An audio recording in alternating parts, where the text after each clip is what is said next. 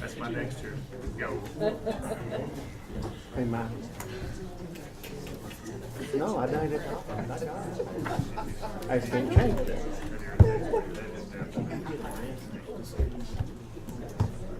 Yeah, of course.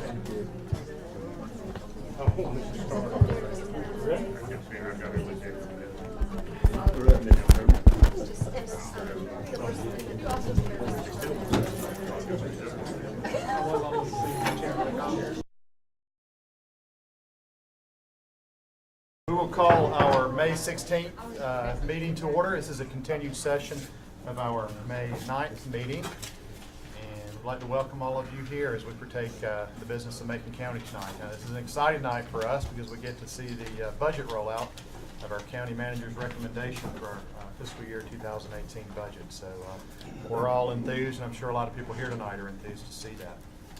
So without any further ado, we'll begin with our announcements. Any announcements? Mr. Manager?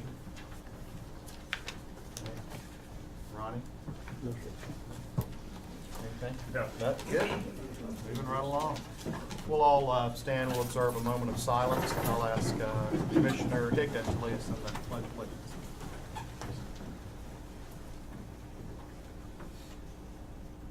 As we remember the moment of silence, let's remember the Tassinger family, who's, of course, close to our sheriff and friends to a lot in this room and around this table.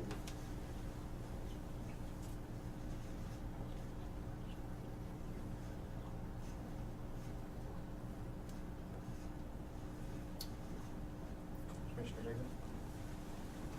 Pledge it. Switch over. Yeah, you're right. Yeah, good eye. Good eye.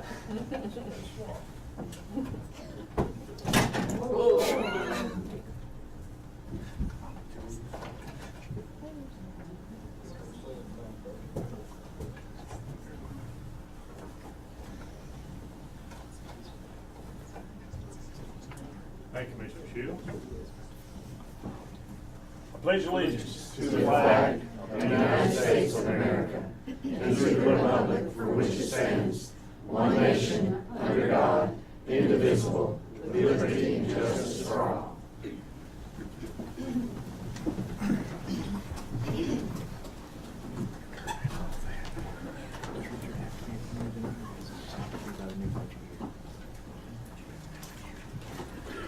Thank you. We'll start with our public comment period. Do we have our sign-up sheet?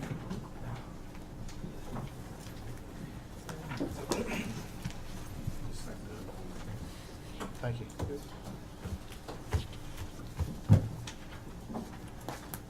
Is there anyone that would like to speak tonight that didn't sign up? No? We'll get started. I'm just going to remind, we don't have a tremendous amount signed up tonight, but I thought that we might. So did a little research on our this board's rules of procedure. I'm going to say this more, not necessarily for y'all's benefit, because we don't have a lot here, but for this board's benefit. In general, this board tries to stick to a 45-minute time limit for public session. We try and limit each speaker to 5 minutes. We like to hear your names, where you're from, your address. We like to keep your comments on point, and we like to see them directed to us as a group, as a board, and not directed at one commissioner individually. We'd like y'all to leave any supporting documents that you have for our review, and we ask also that you keep your cell phone silenced. Restrooms are to my right, all the way down at the end of the hall, and if you need to go, please stand and just quietly move. Or you're welcome to stay for our full meeting. It's going to be a doozy long one tonight. Or if you need to, would like to leave, please feel free to slip out in between any of our agenda items. I'm pretty open as a chairman. If any of y'all have any questions, I'll probably, if you raise your hand, I'll ask. So there we go. Come on up. I'm sorry. I No, got no a little problem. late. No problem. I did not know we had to do a detour. She's a school board member, Missy Hagar. Hey. See you. Just a minute. Yep. Sorry, I'm No, late. no problem. Missy, So do I start now? No, Missy, we'll get to you. Public comment? are they with you? Are they with you? Just come down.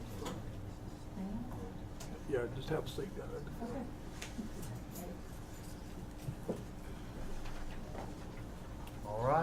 With that being said, let's move right on into our public comment period. It looks like first we have Dr. Choi. He's going to speak about labor and delivery. Welcome. Come on up. Thank you. Thank you for coming. Our group made up with various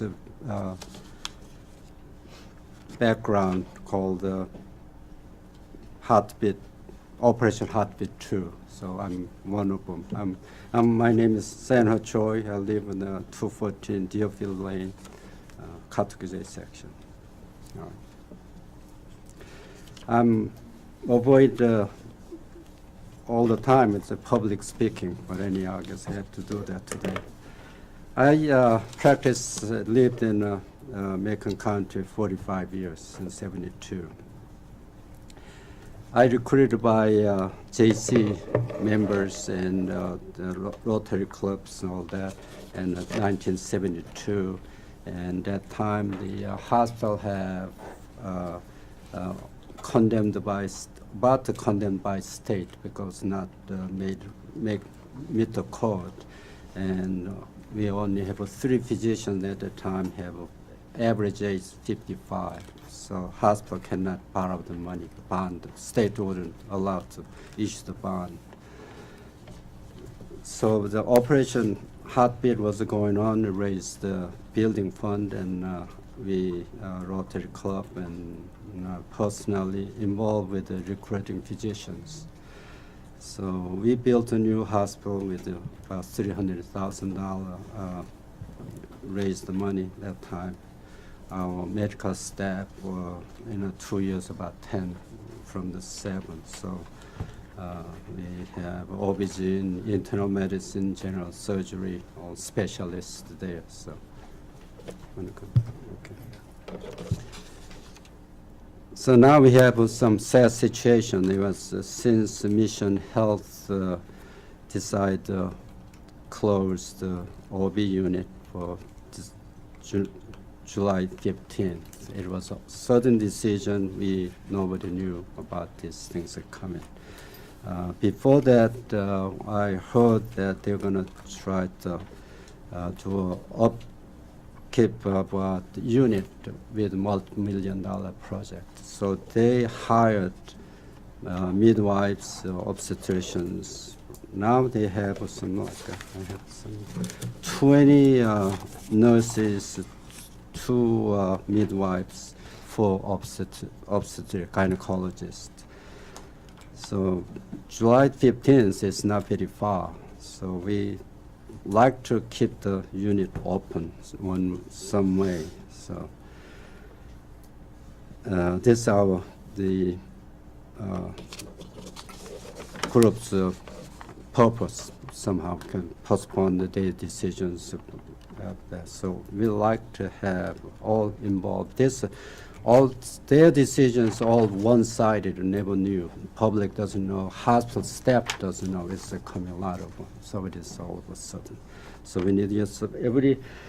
So our purpose of our group is here to find a solution to keep the doors open to L&D unit, provide medical care to a pregnant woman. Our emergency C-section people cannot wait 30, 75 minutes to go to other county. Have that. It's a lot of the risk involved is very high. According to CDC, their statistic nationally, 32% of pregnancy end up with the C-sections. If we cut down that, the 20% C-section rate, I think most recent delivery is about 400.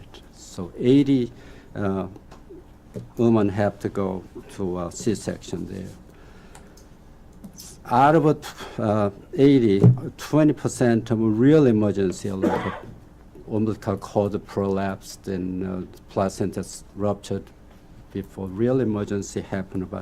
Think about 20%, about 16 of babies, real danger. Their time is very essential to do emergency C-sections. So it's from added on from here, to Jackson County, 30 minutes, and a lot of patients live outside of Franklin. I live about 12 miles out at breaking law coming in, but at least take 15, 20 minutes to the hospital. So it's a lot of people further than I live. That's a real concern, how we worry about that. The Dr. Paulus, Ron Paulus, you listen his press conference or not. He states that their surplus mission care is $62 million. And they plan to build a $46 million facility in Franklin. So if we lose $1 million a year, they can support that for a while, at least keep going until we find final solutions. After much of the Congress haven't passed the health law yet from Obamacare, and also state, I think, thinking appeal the Medicaid extension. So if those things, at least we can wait until those laws are passed, settle down, then where we stand. We don't know where to stand with Obamacare and or Trump care. So I know we not lose. We know we lose some money, but if they have that much money sitting around, it can help us somewhere. By the way, Dr. Paulus' salary is about $1 million a year, plus minus few dollars. Average administrators, non-profit voluntary hospital salary is about $300,000. So we make one way you can hold town community together, postpone it or whatever solution find is we then close down our both unit for July 15th. That's our purpose, our group. That's why I'm here. In the meantime, I got a letter from the group called the Keenan Primary Care Scholarship Program. That's from UNC Chapel Hill Medical School group. The fellow contacted me was Rivers Woodward. And, I guess they found out with the press and what they saw our group. So he sent me the letter. What he wrote to Mission Health Board, he wrote to that. So I got a permission to read his idea. This still not doctors yet. They're going to graduate this year.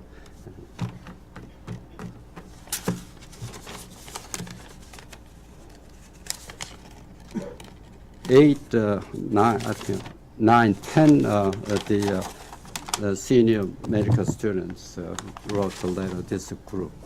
So I'd like to read it to you. We are writing to you today as a group of medical students that cares deeply about the rural health care. Many of us are from Western North Carolina and other small towns throughout our state. All of us will be rural primary care physicians here in the future. We are part of the Keenan Primary Care Scholarship Program at UNC Chapel Hill School of Medicine, which is a pipeline program created 5 years ago to train and support medical students that are dedicated to practicing medicine in rural North Carolina. We are deeply concerned over Mission Health System's decision to discontinue the labor and delivery service in Angel Medical Center. Our concerns include barriers to access to this will create vulnerable populations, adverse impact on our ability to practice in Macon County, and decision-making process through which input from the community has been and continues to be disregarded. Studies have shown that the length of a commute to labor and the delivery service has a direct adverse impact on outcomes for mothers and babies. While much of the data involves longer distance than commute to the CJ Regional Hospital, many patients in far reaches Macon County will be dealing with a commute of nearly 1 hour. Thus, from research already conducted, we can anticipate an unacceptable impact on outcomes simply due to barriers, distance, and unreliable transportation.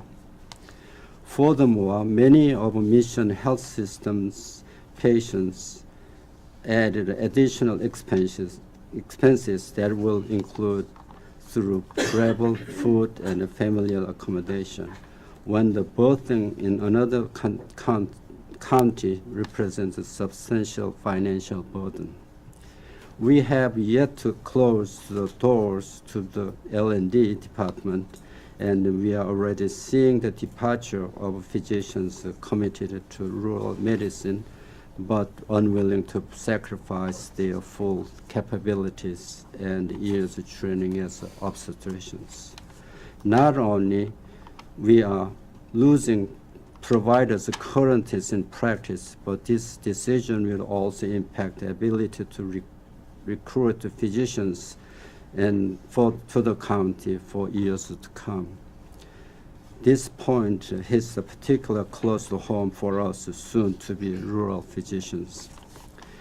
By signing this letter, each of us is stating that decision to cut labor and delivery service at AMC has significantly and adversely impacted our likelihood of seeking future employment as a physician in Macon County, as well as our desire to stay Western North Carolina long term. Departing physicians and difficulty recruitment will simply compound the issue of access. Additionally, the economic impact to the county cannot be understated. Each family physician gained or lost represent 1.3 million in direct economic impact to the town annually. Compound this with the concerned families and young professionals that might choose not to relocate to Franklin, and we have unsuccessfully crippled the local economy. Finally, as a highly educated and committed professional from the most rural parts of our state, we are troubled by the process by which this decision has been handled. While the outcome may have been inevitable, we believe that Mission Health System has a responsibility to ensure that it creates a space to hear the voices, creativity, and keep caring the rural community which it serves. We sincerely hope the mission can collaborate with the local community to explore all possible alternatives. Additionally, we would like to request that processes put in place through which Mission Health System can ensure that it is empowering our rural communities and offering them a seat at the health care table. That's the end of it. Thank you. Thank you, Dr. Choi. Some very good comments. Dr. Cook, will we get a copy of that letter? Yes, this copy, this one written for the health board, and they actually Jackie have. Holbrooks will take care of it. I mean, if you'll just give it to him. Okay. He'll make some copies of Okay, it. thank you. If any questions, I'll connect. Excuse me, may I say something? Yes. Dr. Choi, Dr. Woodward asked that that letter not be given until it could be distributed to Mission, because he has not yet received all of its signatures, and after next week it will be delivered to the Mission board, and at that time he would present it to your panel. Oh, okay. That's fine. I was writing as fast as I could, but I couldn't keep up. Yeah. Gwen Kelly?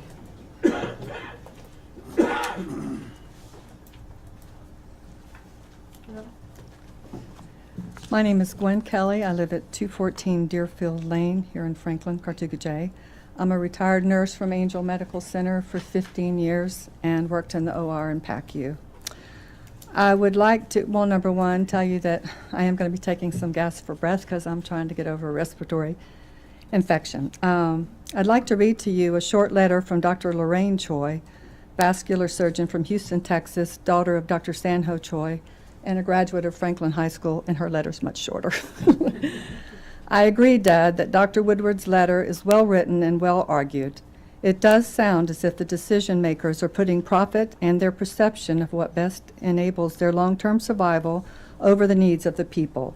They most likely very much believe that they're doing the right thing because they believe the hospital will be able to care for other medical problems for a broader range of people if they refuse care to its limited population, this limited population. Surgeons and doctors do not think like that. They save the lives, help the individual immediately in front of them, and kick the finance can down the road. Obviously, both sides are partly wrong. Here in Texas, where Medicaid expansion did not occur and funding to Planned Parenthood was cut off, we've seen a rise in maternal and fetal mortality. Despite this, the onslaught to women's health continues. Thank you, Dad, for taking a stand, and I'm proud of you. And we are too. Now, what do I want from the commissioners? What do I think that we should accomplish for your constituents?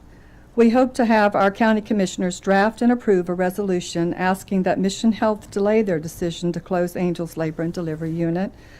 We ask that the commissioners encourage Mission Health to participate in the formation of a task force that would be made up of representatives from Mission, officials from our county and town, and we ask that all of our commissioners contact North Carolina and the U.S. representatives in Congress and the Senate asking that Medicaid be expanded in our state. What do we think a task force can accomplish that hasn't been addressed already? For one thing, open discussion, not from behind closed doors, and inclusion of all segments of the community that it serves. First and foremost, the safety of our mothers and their unborn whose lives and health are in jeopardy is our first concern. Number two, an understanding of how the Labor and Delivery Unit was fastest growing healthcare department in the hospital 1 year ago, that $4 million was going to be spent on it, and now it is a money-losing proposition. Number three, an open discussion and fact sharing on the financial reasons for this closure. Number four, an open discussion about the future plans for Angel Medical Center and the future hospital. Number five, if there are plans to possibly reinstate OB at a later date, with only $1 billion lost per year and 2 years to build a hospital, why would they lose their hard-fought for OBGYNs, OB nurses, and nurse midwives only to recruit them in 2 years? The use of locums in our hospital is a stunning expense.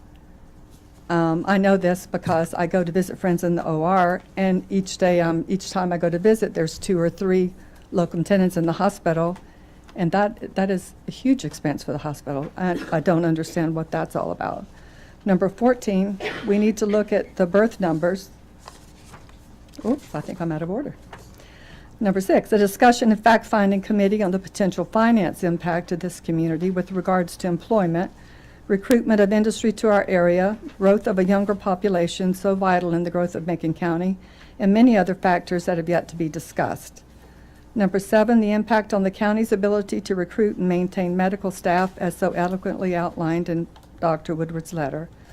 Number 8, the future morbidity and mortality of mothers and their unborn as it relates to the overall health and cost of the community and to the allocation of Medicaid dollars, not to mention the families as was mentioned in topic number 1.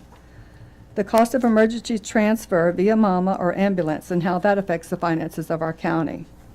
The cost concerning liability by the county for bad outcomes during these emergency transfers. Number 11, the concern of our EMS and ER that will now be delivering babies in distress are now in a position of liability due to the emergency state of these mothers when they realize that they are in trouble, but without the time to cross the mountain. Number 12, this task force needs to look at ways that our local hospital and our labor and delivery unit can be included in the discussion and investigation of ways that dollars can be saved through cost-cutting saving methods. Excuse me. It is my understanding that in the multiple departments, there have been major cuts of closures. There was no prior discussion with these department heads or the staff of ways that they could reduce this overhead. And that is, well, I got out of order, but that's why I brought up the locum tenens. That's a stunning expense. Number 14, when we look at the birth numbers, their growth and the GYN surgeries that are increasing by a percentage that Mission was very, very happy with before the hatchet fell. It is Operation Heartbeat's opinion, Commissioners, that we are on a very slippery slope. We believe that Mission Health's decision should be viewed with a high level of suspicion. The obvious decline in services is, we are afraid, a sign that Mission Health System plans which we think do not have the best interests of our community. Thank you for your opportunity to express our concerns, and we hope that you're successful in passing this resolution this evening, and that a task force can be formed under your guidance that will result in an equitable and safe resolution of this, yet another, as pointed out by Dr. Lori Choi, an onslaught to women's health. Thank you. Thank you, George. Linda Tyler. Good evening. First off, I'd like to thank the commissioners for their consideration this evening. And I'd like to state for the record that Mayor Bob Scott has sent a letter to Mission Hospital asking their CEO or CFO or another high-ranking administrative person to come here to meet with local community leaders and members of Operation Heartbeat 2, other interested and invested community members, to explain their decision and to answer questions and help us to understand this decision better. We're hoping for a positive response to that letter. Clearly, none of us fully understand this decision, nor were the affected employees or the community given any warning of the decision. And while the loss of about 1.2 to as much as $2 million in a given year is a huge amount to any of us, when you consider Mission's $1.4 billion in revenue in 2015 and their over $100 million in uncompensated and charity care in 2015, it seems like a very small piece of their operating capital. According to our local OB staff, all labors and deliveries lose money. This is not unusual. Mission was well aware of these issues when they took over Angel, making it difficult to understand why they've made this abrupt decision after spending 3 years building up the whole department. The reason we originally allowed Mission to take over Angel Medical, as I understand it, was basically so that there was a larger entity to help absorb the inevitable losses that a small rural hospital was going to incur. And Mission has already eliminated, I think, as Gwen said, many employee positions at Angels and already closed several other departments at Angel. This should have saved them significant money, but it appears at this point that Mission doesn't feel that our community deserves more than the most basic care. Our request to the commissioners, same as Gwen said, is that you draft and approve a resolution to Mission Health Systems to rescind or at least delay their decision to close our labor and delivery for an additional 6 months, to give us time to assemble a task force to come up with some alternative solutions. We are a very creative community, and we are a community that feels very strongly about this issue, and I think we can come up with some things that would make a difference. This is an urgent matter right now. We have an excellent OB staff, doctors, nurses, other employees, many of whom are going to be losing their jobs in the next 2 months. They're already probably looking for other places to find employment, other places to live. And if we wait until the doors close, it's going to be very difficult to get labor and delivery back. Pregnant women will be transferring to other hospitals and practices, immediately. Harris Regional's expanded delivery facility is not going to be ready until sometime early next year. And can they really even take them? We've also been told just today that local pregnant women, when calling over to Jackson County to see about getting an appointment for prenatal care over there, if they had Medicaid, have been turned down for appointments. And Harris isn't required to see. They're a profit hospital. They're not required to see patients unless it's an emergency that don't have a payer source or don't have a payer source they're willing to accept. From talking to a lot of people in the last couple of weeks about this and going to a lot of businesses to ask them how they felt, our community overwhelmingly wants to continue and keep our labor and delivery unit, both for the many benefits it brings our community and, more importantly, because we believe that the death of even one mother or baby because of this decision is not acceptable. Thank you. Thank you. Sarah Johnson.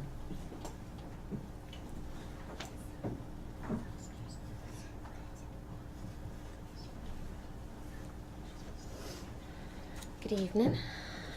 I'm not really prepared to speak, but I'll try. My name is Sarah Johnson. I'm from Otto. My mother is Margie Johnson.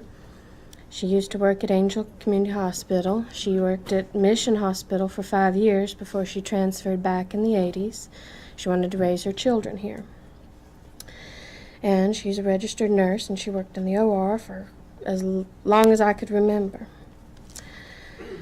She had to take maternity leave early due to false labor and preeclampsia. Dr. King told her she needed to go home. But despite this, she wanted to give birth at home because I was her second child. She was a nurse. She's had baby, she thought she could do it. Fortunately, she had me at Angel despite this, and here's why. When her labor started, my mother, being a nurse, was able and knew how to monitor my fetal heartbeat. During every contraction, it got weaker and weaker. She called my papa, Joe Shope, who promptly put her in the car and ran every red light between here and Otto. They just put in the red lights at McDonald's, and he got the chance to run them. He was very happy. She needed an emergency C-section. She was one of several that night. She thinks there may have been 4 women on the floor when she got her C-section, and 2 of the other ones needed one as well. So in between all that chaos, she was still monitoring my heartbeat. And she told Dr. Choi that something was wrong. Something was bad wrong. They didn't have time to let my mom go fully under when they induced her for anesthesia. So she felt the knife for a second. When he got me out, and he got me out in under 2 minutes, my umbilical cord was wrapped around my entire body and several times around my neck. And during every contraction, the flow of blood to my brain was being cut off. She wouldn't have known that if she hadn't been monitoring my heartbeat. If she had had to drive all the way to Silva, which for us is a 45-minute drive, 50 minutes if there's bad traffic, and it's over an hour to Asheville. If she had waited that long, I would have been born brain damaged and possibly dead. This burden should not be placed on the mothers and babies of Macon County. Thank you. Thank you, Sarah. 7-0 up. Welcome. Well, I'm not here about the hospital, although I do support you. I think it's a tragedy that we're losing that. But I'm here on behalf of the Nantahala community today, and I have actually some members from Nantahala that have come here. We came here this evening to request funding for a full-time police officer in the Nantahala area. Up until just recently, Nantahala has been fairly low in crime, but recently we have been barraged by drug dealers and users from the neighboring Cherokee County. They've began moving into the area, and we think that the main reason is there is so little law enforcement presence in this community. Response time, at best, would be 45 minutes, and that would be in the best of conditions. Our EMS cannot even respond to life-threatening calls related to crime until a police officer from the Franklin area can come. This is sometimes time-sensitive, and it can result in loss of life. As a wife of a firefighter, I also know that there have been times when law enforcement could not come at all, so they proceeded on the call without police protection, putting their own lives at risk. It's my understanding that we have an equipped office at the EMS building for a full-time police officer. Just recently, and I'm going to try to hurry, I know you have a long agenda, but just recently, Mr. Sid May, he's here 2 weeks ago, while he was at church, and you can see the top of his house, the roof of his house from the church that he was in. His home was broke into. He had it locked. They pried a window open. They went into his home, they stole all of his medicines that he has to take. They stole a gun, they stole 2 computers, and sadly, they stole the urn that his deceased wife's ashes were in. And they did all of this while he was in church. They knew the pattern. They ride 4-wheelers on the roads, and they know the pattern of the citizens in the area. And they know that the response time to a police officer is close to an hour at least. So we are actually here tonight just to put this to you. I know you have to discuss it, but we would like we have an SRO officer, and Jeff does go on calls if it's not during school hours, but that is not enough. And I think we've reached a point in the Nantahala area now that we do need, these people need to see the presence of a police officer, and they need to know that the response time is going to be, shorter. And I think this is a situation that's going to escalate even further if we do not do something about it. So we are coming to you tonight and asking you if you would consider putting in your budget funds for a full-time police officer in the Nantahala area. So, and I appreciate your time. Mr. Chairman, Sheriff Holland did send a letter. Okay. I guess he knew the folks were coming, and he asked me to read the letter as liaison. I've not read the letter until now. Expressing some of the same things that you just heard. He says, I apologize, I'm unable to attend tonight's meeting. I'll need to be with family. As we mentioned before, they have suffered a great tragedy inside that family. And he thanks you for your love and support during this difficult time. The issue of, you've just heard in Nantahala has been an issue my entire career since becoming sheriff. There's been more coverage than ever in the history of our county and the Nantahala community. We utilize every resource we have available to carry out our duties and provide best services available to the general public. We now have a full-time SRO in Nantahala, and he does an excellent job. Just as every other officer in this agency, he wears many hats. During the daytime hours, he has agreed between the commissioners and myself that SRO remains at the school unless he is needed to respond to an emergency in the community. The SRO has done an excellent job of handling such responsibility. He is a deputy sheriff and has done the same training as other deputies. In fact, he has more. Other deputies are not additionally trained to be SROs also. Just like every other officer in this agency, that can sometimes become a heavy burden, but we need to accomplish our needed tasks and fall into wherever we are needed. That officer sometimes also gets called out at night and weekends to respond to calls for service because he lives in Nantahala and can provide a quicker response. Again, he's doing something that every officer in this agency has done. This is why, and every officer understands it, that we are on call 24/7. And another reason that the deputy sheriff is assigned to take home the car. In addition, the SRO is not working, but available other officers assigned to the patrol unit respond to calls in Nantahala just as they respond to every other community in the county. While some complain and others you can never satisfy, I can sleep well at night knowing that my staff and I do the very best we can with the resources we have. Of course, we could use additional help, but I must say we have it far better than we have ever had it, thanks to our commissioners and the county manager. I can say with confidence that the citizens of Macon County has the best and most professional group of dedicated law enforcement officers they've ever had in the history of our county. Here's an example of the calls. The deputy responded to 15,398 emergency calls through our 911 communication center. In addition, there were 16,334 non-emergency calls. That's a total of 31,732 calls for service, or 87 calls per day. 42 of those were non-emergency responses. Of those 31,732 contacts, 255 of those were in the Nantahala community. Calls for service in 2017 from January 1 through May 16 for 137 days. Deputies responded to 5,791 emergency calls, 42 calls for service per day through our 911 communication center.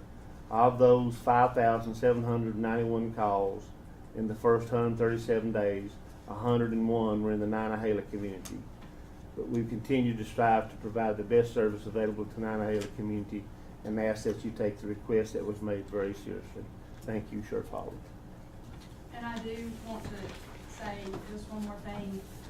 We are not by any way saying that the Sheriff's Department does not do a good job. But with our situation, Sheriff Holland needs more help. Understood. Understood. But he asked me just to read the letter. He couldn't be here, so thank you. Thank you for listening.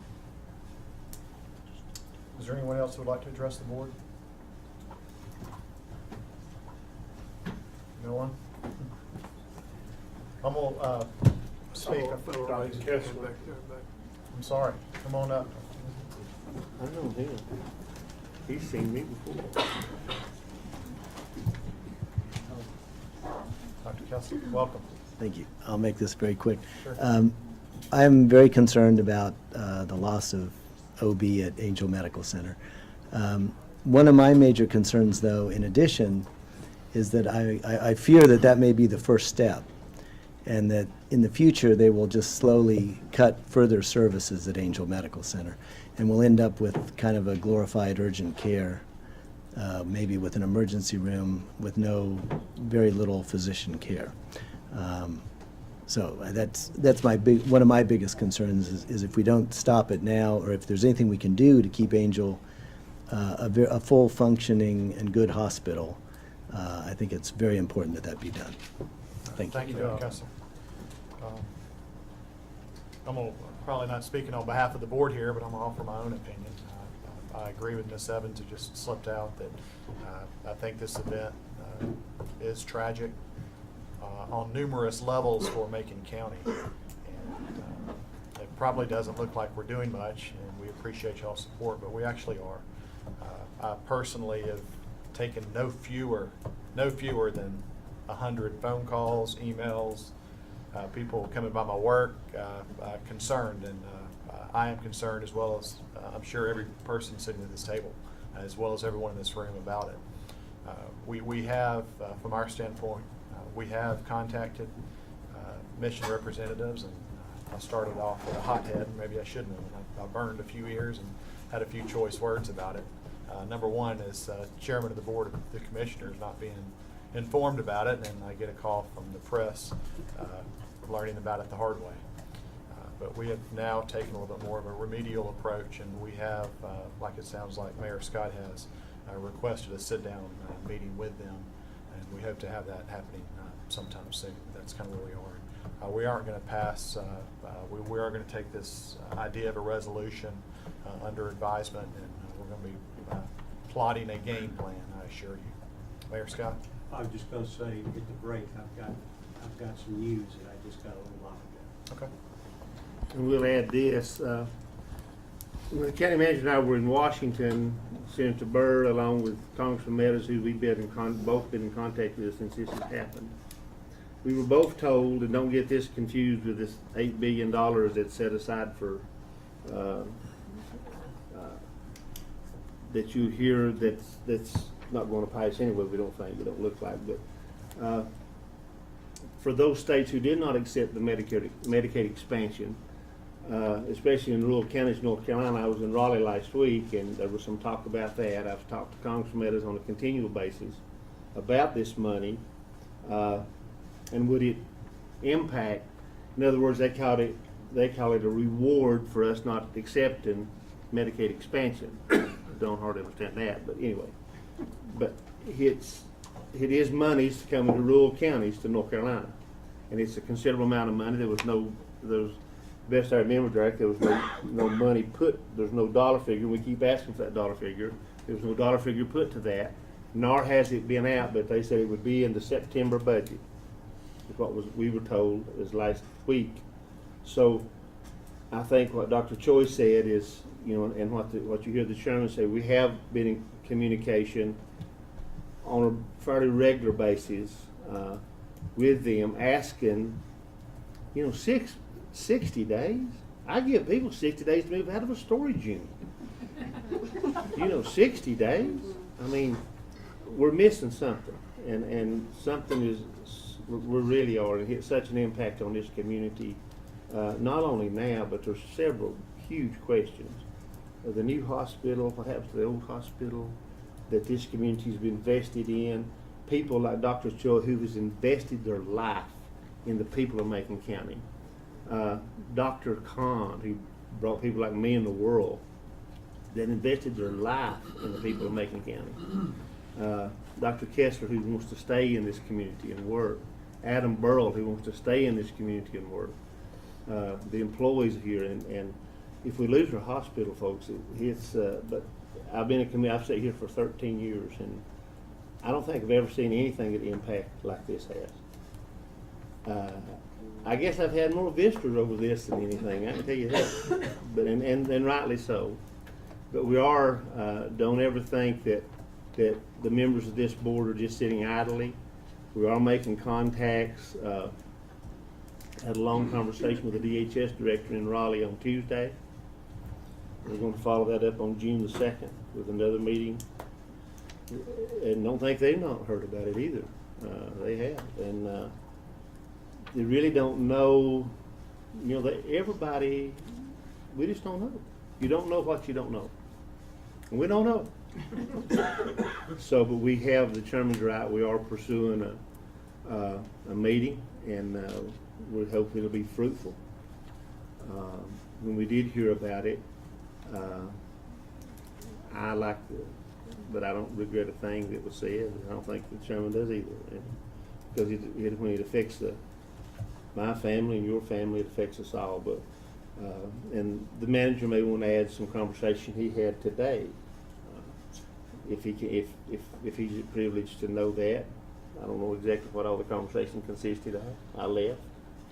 But you was having a conversation with Raleigh today, and so there are conversations being had. Now, is those conversations going to be fruitful? We don't know. We can't get the numbers to work. We've had this conversation amongst ourselves, me and the chairman and the manager, Mr. Shields, and Mr. Gillespie, and we just can't get the numbers to work. So we're just like you all. We're struggling too. So, but we're attempting. You know, we're trying. When they say regional, when you own 37 hospitals, that's regional. We hope a regional is very successful, but region to us is right here at home. So don't think that this board is not working on this every day. It's the county manager can tell you too. Ask him if anybody's asked him about it. So we are working on it. Hopefully we'll hear something by the end of the week. By today's conversations, we're hopeful that, but we don't know that. And but the clock's ticking, we do that. And not only for our expectant mothers, but down the road, and our employees, and it affects a lot of folks. So thank you all for being involved. Dr. Choi, thank you for the years that you've given this community in a lot of ways. You're appreciated, and so thank you. And for forming this group, you're to be commended, and so are these folks to be commended. So thank you for being here. I agree. You had some excellent comments tonight. Would anybody else like to add anything? All right, we're going to move on to item number 7, additions to our agenda. Y'all are welcome to stay. Sounds like a good time. Sure. Yeah, approach.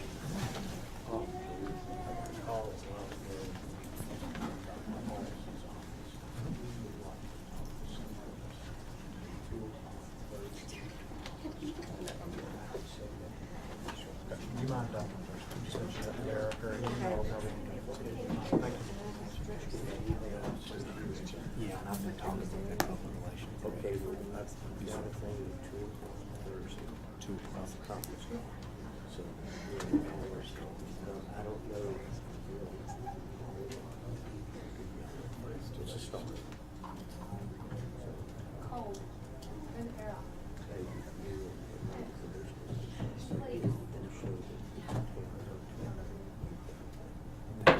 Thank you.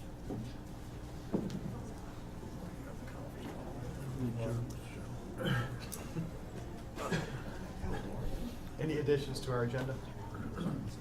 Mr. Mike? Mr. Tate, if we could pull the minutes from the consent agenda, please, sir. Have those ready for you precinct. Okay, thank you. Mr. Chairman, if we could also, also would like to remove item 13A, appointments. Richard couldn't be with us tonight. 13A, okay. Yes.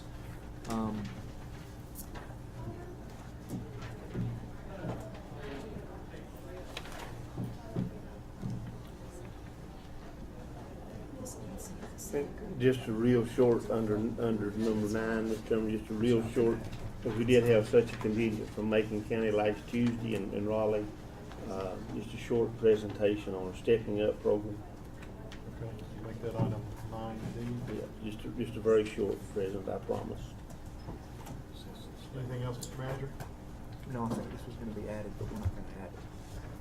Is that correct, Mr. Attorney? That would be my recommendation, yes. Commissioner Shields? No, I think you just answered. Commissioner Gillespie? 11D, planning board review of subdivision. I don't know if we need to add an item, but we'd also like to talk briefly about the Macon County Contractor's License and the possibility of signing that Okay. to the planning board. We'll undertake that at the same time. Yes, sir.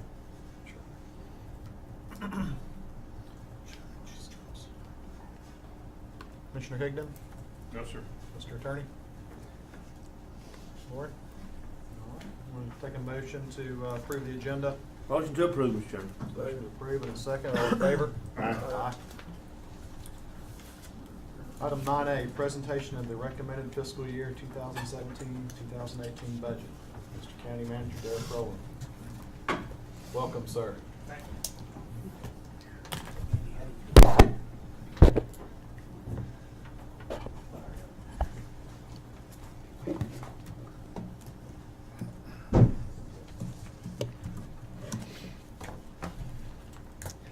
While we're getting started, Dr. Baldwin I was thinking about this today to try to condense this presentation in the shortest time span as I could. My grandfather always told me, he's a Baptist preacher, he said, I can teach somebody how to get to heaven in 3 minutes. So I'm just thankful that it's not this hard to get to heaven. So before, first of all, I would like to say, as with every budget and every budget process, it has truly been an honor putting this thing together, because each time during this time of year, when all the departments are coming together, discussing things, discussing priorities, discussing what we can do without, it's just, it always brings back to light how important and how highly that Macon County employees value public service and what they do, in their willingness to make sacrifices and come together to make this budget work. So as always, it's a privilege working with those individuals, and I'm honored to work along beside of them. Before we dive into the 17-18 recommended budget, I'd like to first spend a moment and reflect back on some of the accomplishments from fiscal year 16-17. We were able to invest into this organization, and for starters, we were able to invest in this organization's most valuable asset, and that's its employees. Fiscal year 16-17 saw the implementation of a pay plan that picked up where the Springstead study in 2013 left off. This $622,000 expenditure successfully alleviated compression within this organization by adjusting the salaries of those longer-serving employees based on that time of service to regionally competitive levels. We were able to increase our efficiency. The installation of a new and technologically advanced phone system, voice over IP, will be installed by June of 2017. Our current phone system is 20 years old, and annual operating costs associated with this aging phone system are $224,000 a year, approximately. This new phone system, which was acquired on a 5-year lease, has a total estimated annual cost of $93,000 a year. That is including the equipment installation in year one. We invested in our community. The renovation of the Robert C. Carpenter building, this $620,000 expenditure, which again will completely renovate this icon in our community that's been here since 1972, projected to be finished July 1st. Again, we've invested up until now about $620,000 into this renovation. The Otto and Colasaja community organizations, we were able to provide them with funds necessary to make improvements to their community clubs where they meet. Combined, this was an $85,000 expenditure, which again will renovate each of these community centers. We were able to approve additional funding to the Macon County Heritage Center at Cowee School. This is representative of a continual partnership between the Macon County Board of Commissioners and the folks at the Macon County Heritage Society in an effort to try to make this facility self-sustaining. In the way of economic development, through a $30,000 cash match to a 1NC grant fund, we enabled a local industry to expand its operation, which will lead to an additional 35 jobs created in Macon County over the next 5 years. Most importantly, perhaps, the fiscal year 16-17 budget never lost sight of our future. We completely renovated the Wesley's Park Playground at $113,355 expenditure. This will ensure that our children and their families have a nice playground to enjoy for years to come. We were able to increase the school's capital outlay to $200,000 to go towards the replacement of the Highlands gym roof. In addition, we provided the school system with the needed $31,800 additional dollars to finish this project. We were able to appropriate an additional $23,400 from fund balance in fiscal year 16-17 in response to state mandated pay increases for teachers when the supplement fell up short. Our students, the facilities that they learn in, and those that teach them are and have always been and will continue to be a top priority for this board, and that's made clear in the fiscal year 16-17 budget. We were also able to complete a $9.8 million landfill expansion project, and as we've said many times before, there's nothing too glamorous about burying trash, but the reality of this is that this expenditure will generate approximately 60 years of solid waste disposal capacity for the citizens of Macon County.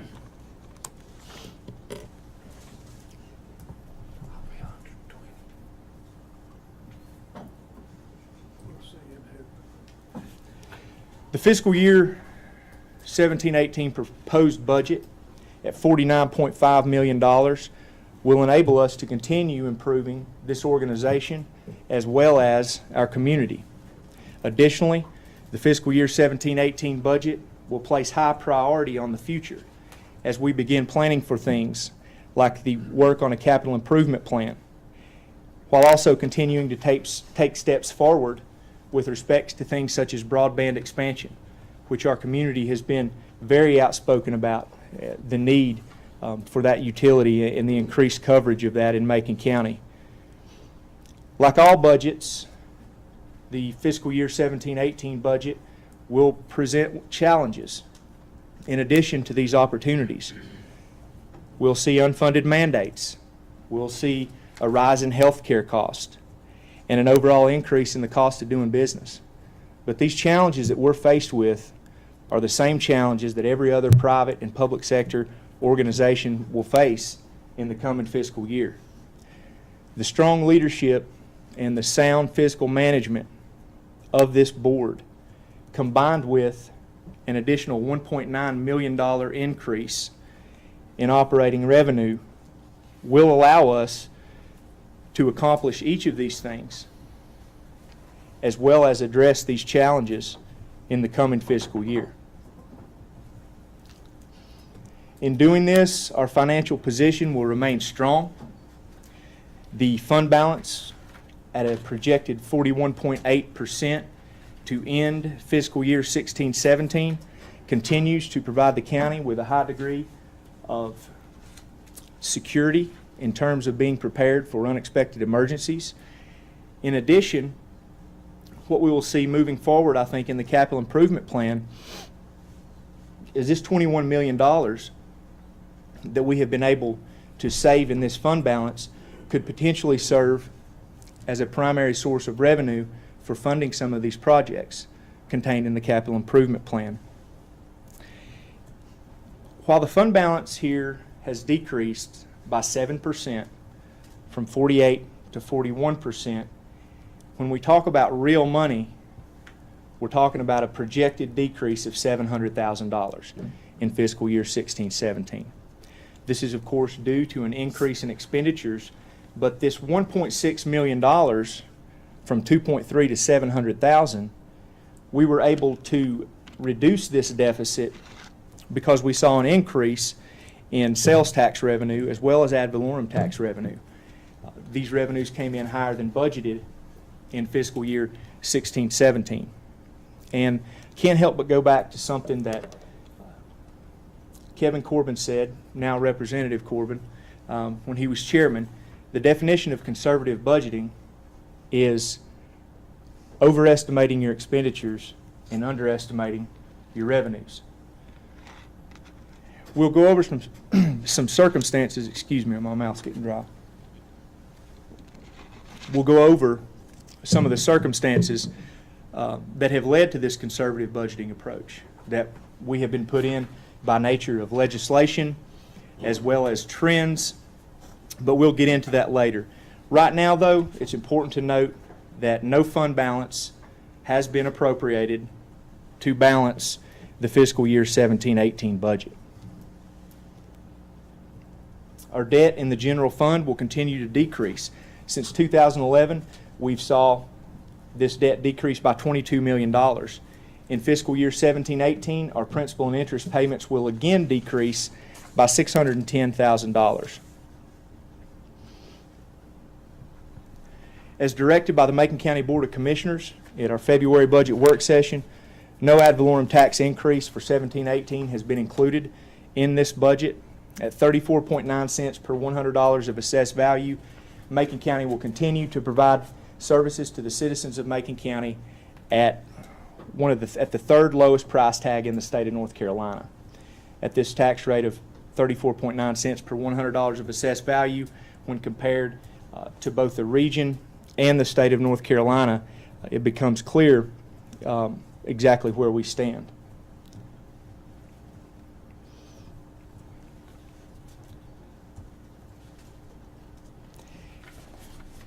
Now that we've looked at an overview of the budget, let's look at what's going into this budget, or our revenues. If we look at the pie chart here, excuse me, get me a clicker one day. When we look at the pie chart here, the revenue distribution, it remains consistent with what we see year after year. The primary source of our revenue is tax collections at $23.8 million. This includes both real and personal property as well as motor vehicle tax. And this $28.3 million is 57% of Macon County's revenue. Intergovernmental revenue, here in this green piece of the pie, accounts for 19% of the total revenue in the general fund budget at $9.4 million. This revenue source is comprised primarily of state and local funds that pass to departments such as Transit, Health Department, DSS, Senior Services. The third largest source of revenue at 15%, or $7.3 million here in the red, is the sales tax collection revenue. Service fees and miscellaneous revenues in the purple and the small blue sliver represent about 9%, or $4.5 million in revenue from our operating budget. As I said earlier, we had a $1.9 million increase in revenue over fiscal year 16-17. What we saw is an increase in ad valorem tax revenue. This came as a result of a 0.57% increase in the tax collection rate to 98.18%, in addition to $50 million in additional tax levy. Again, that led to the $332,000 increase in the ad valorem tax revenue. Motor vehicle tax increased by $140,000. Again, we saw an increase in the tax collection rate from 99.9 to 100%. Again, this is due to the Motor Vehicle Tax and Tag Together program, which was initiated last year. We have upped that collection percentage to 100% following direction of the state. In addition to that collection percentage increase, we have also saw motor vehicle tax levy increase by $40 million, leading to this $140,000 increase. Sales tax in fiscal year 17-18 will increase by $610,000 over the 16-17 amount. And this revenue growth is surprisingly, if you were sitting here last year, you remember when we looked at sales tax increase, we were looking at $9,000. And so how did this happen? How did we go from looking at $9,000 additional revenue last year to $610,700 this year? A couple things happened. At the end of fiscal year 15-16, we were seeing our sales tax numbers, and when we budget sales tax, we're 4 months in arrears. So we're looking at 8 months of actual sales tax numbers when we project the budget to begin the next fiscal year. So as these sales taxes at the end of fiscal year 15-16 continued to decline, we budgeted a low number to start with in anticipation of things not getting any better. In addition to the low budget number we started 16-17 with, the legislation, the Sales Tax Redistribution Act, which for those of you, and we've discussed it many times, it generated $86.6 million of additional revenue in the state of North Carolina through expanding the sales tax base to the service industry. We were not certain at the time of the budget how much this would affect Macon County. One thing we were certain of, though, was that Macon County was one of the 21 counties who would not receive any of the additional funds generated from this expansion in the sales tax base. So, a matter of fact, to this day, every time we get our sales tax receipts in, we have to write a check to the state of North Carolina to go towards this sales tax redistribution to these other 79 counties. So, while we didn't know the extent that legislation was going to affect us, and those numbers were coming in low at the end of 15-16, we only budgeted a 1% growth for the coming fiscal year.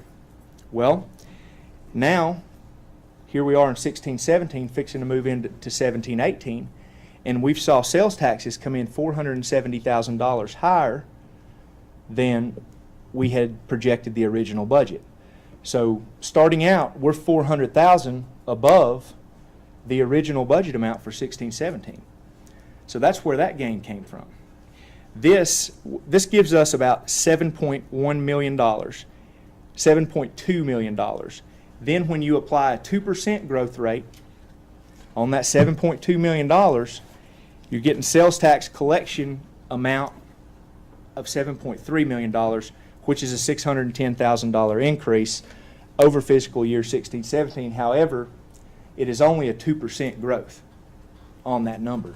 So right now the state of North Carolina has issued their projections, and they're saying they're going to budget between 4% and 4.25% as a statewide overall growth in sales tax. But this takes into consideration many assumptions. Number one, they're generating new revenue through expanding the sales tax base. They're assuming that all that new revenue that they're generating is baked in to this new number, and that no new revenues will be produced. They're also assuming a smooth sailing, no upsets or no kind of catastrophe of any kind at the national level, and also they're assuming that consumer confidence as well as the economy will each keep on improving. So again, as we're not part of this expansion, as we do not receive any money, combined with the uncertainties that go with sales tax anytime you're budgeting it, we felt like a 2% growth rate was both conservative, reliable, and adequate for the coming fiscal year. So although it's budgeted at 2%, that is a big number at $610,000. Service fees have increased as well. $250,000 of that $440,000 increase is attributable to the Macon County EMS service increasing their rates to 150% of Medicare allowable charges. This, again, came as a recommendation of our current billing company.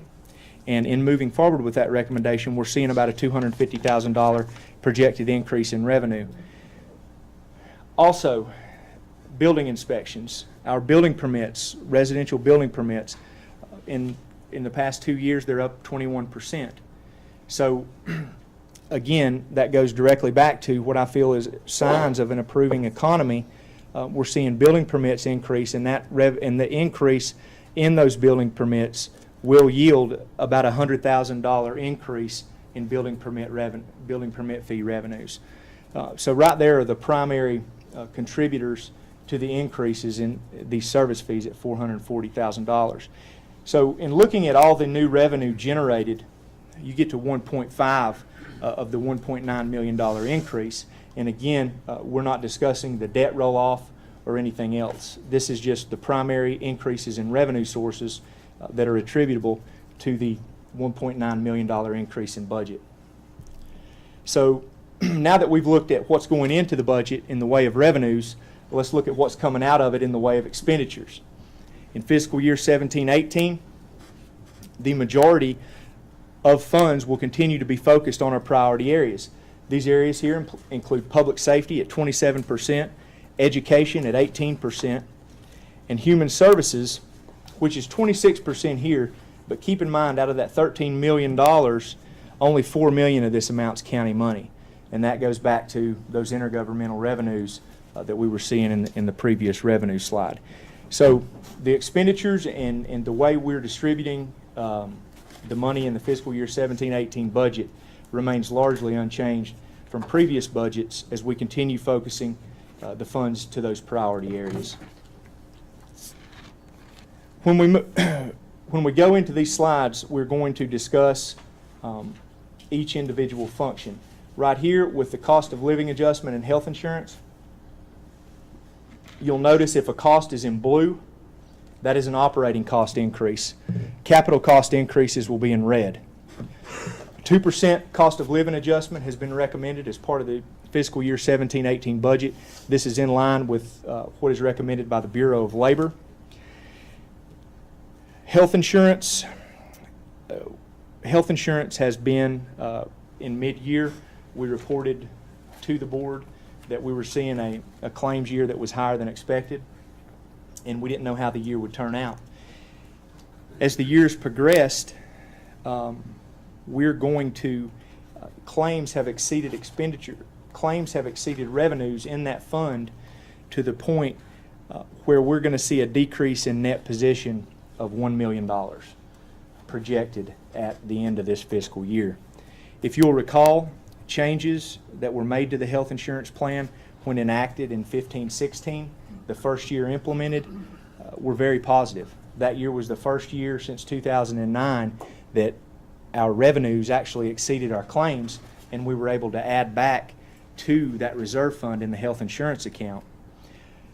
As we went into 16 and 17, the claims, we had a tremendous increase in the amount of claims, which led to this deficit. So with a $1 million deficit and $500,000 in fund balance, we're going to be about $480,000 in the hole for the reserve fund to end fiscal year 16-17.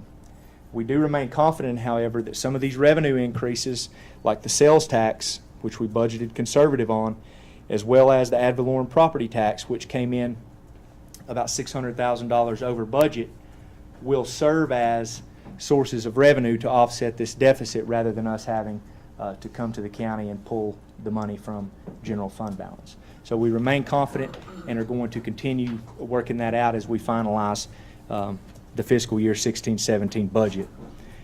In response to this increase in claims, one of the things that we have discussed with county employees, that we have discussed as a health insurance committee throughout all phases of making adjustments to this health insurance plan is that we have to keep changing to keep pace with the volatility of this industry at the national level.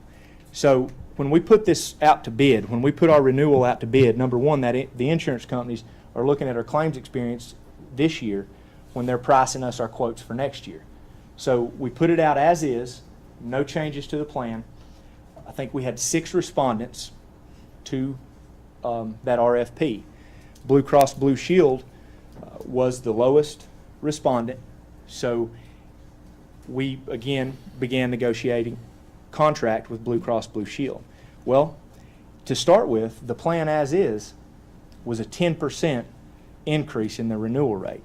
When we're talking about $4 million on health insurance, about $400,000.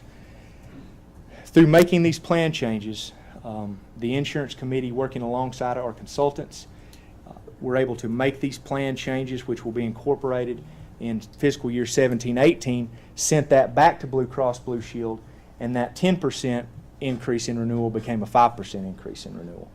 So we were able to knock $200,000 thereabouts off that cost just through these plan changes.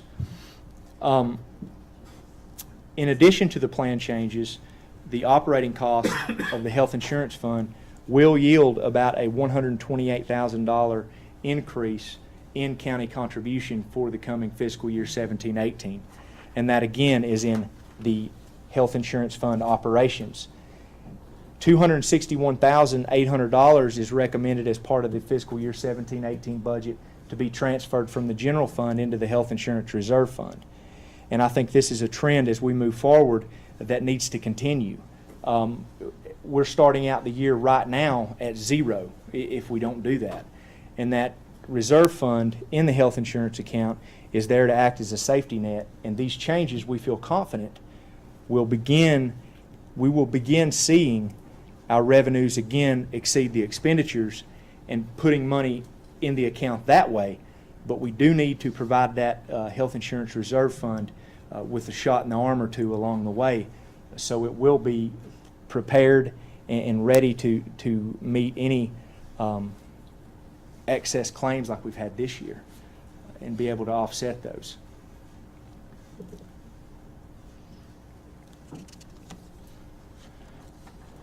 The public safety function, again, 27% of the operating budget at $13.4 million.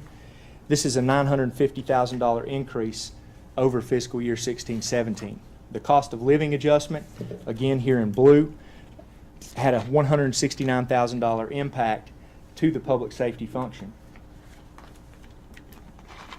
We also saw operating cost increase within emergency management, as fiscal year 17-18 will be the first year that we are recommending the fire task force. To give you a little bit of history, and we don't have to discuss it much, but we're all aware as Macon County citizens that volunteer fire departments and the services they provide are a staple in this community. They play a key role in protecting our citizens and looking out for their public safety. These volunteer fire departments from 2015 to 2016 saw a 17% increase in call volume. It's about 6,000 calls.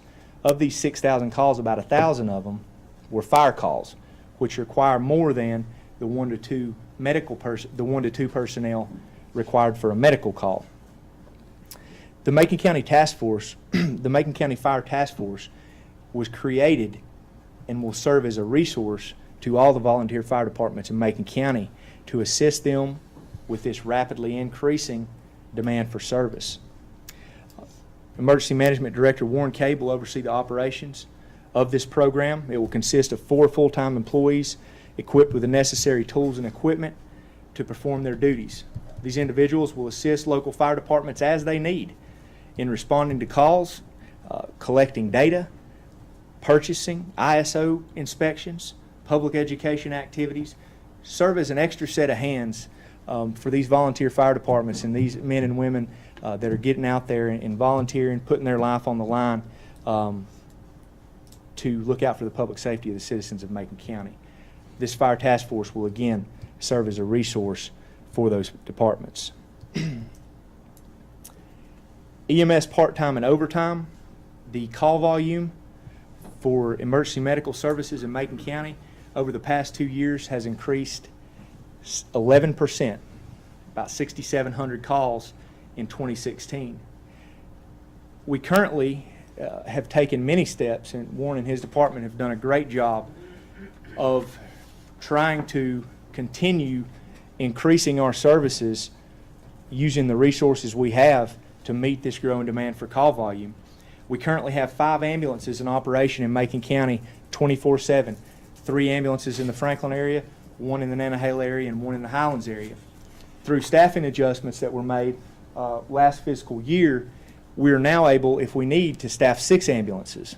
And the staffing adjustments that were made was the shift supervisors for each shift were pulled off the truck and now man a QRV.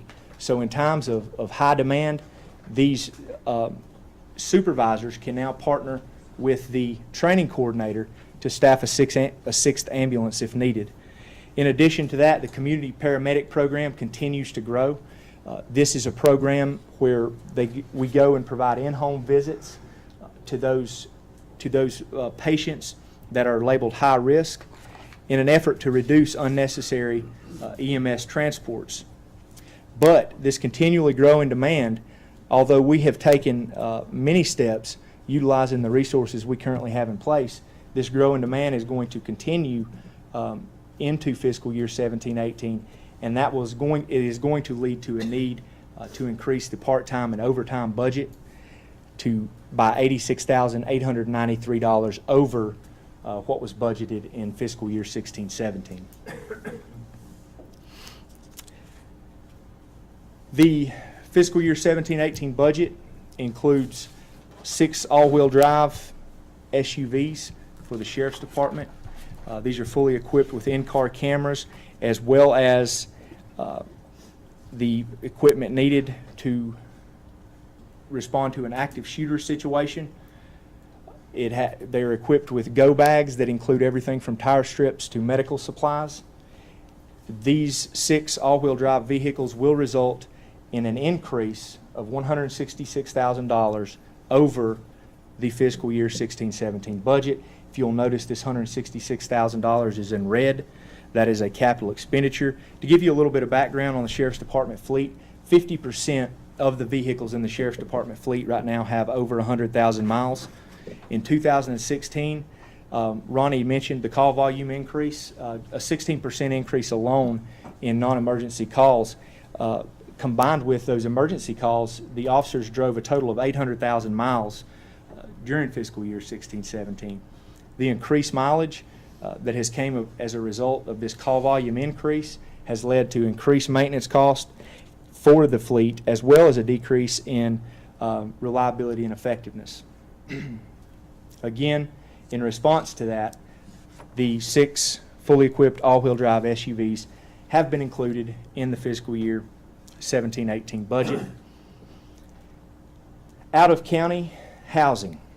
Today, we have 96 inmates in custody, with 34 of them being housed out of county. On May 5th, we had 117 inmates in custody, with 49 of them being housed out of the county. Inmates are housed out of the county for numerous reasons, in addition to the space requirements that are brought about by our 75-bed facility. These include requirements such as safekeeping, requirements which put restrictions on certain inmates that prohibit them from being housed in the general population. And when we're talking about sending them out of the county at $40 per inmate per day, the costs add up quick. In fiscal year 16-17, we're projecting the out-of-county line item in the detention center budget to exceed $360,000. In response to that, we have budgeted a $240,000 increase to the out-of-county line item for the coming fiscal year. This will bring that out-of-county line item up to $300,000 from where it was at previously of $60,000. Why was it at $60,000 if you had $360,000 worth of cost in that line item? That's because the 4-year average for that line item did not exceed $100,000 until this year, and it has just blown wide open.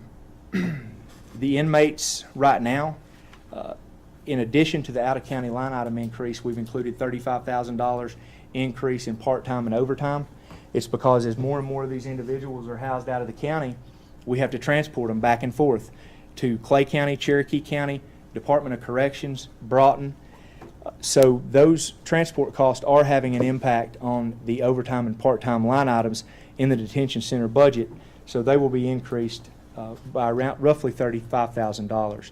So with the out-of-county increase to the line item itself of $240, combined with this increase in part-time and overtime, you have an operating cost increase in the detention center of approximately $273,800 going into fiscal year 17-18. Transport van also directly related to the out-of-county housing and transport. Both of our transport vans right now have over 200,000 miles on them.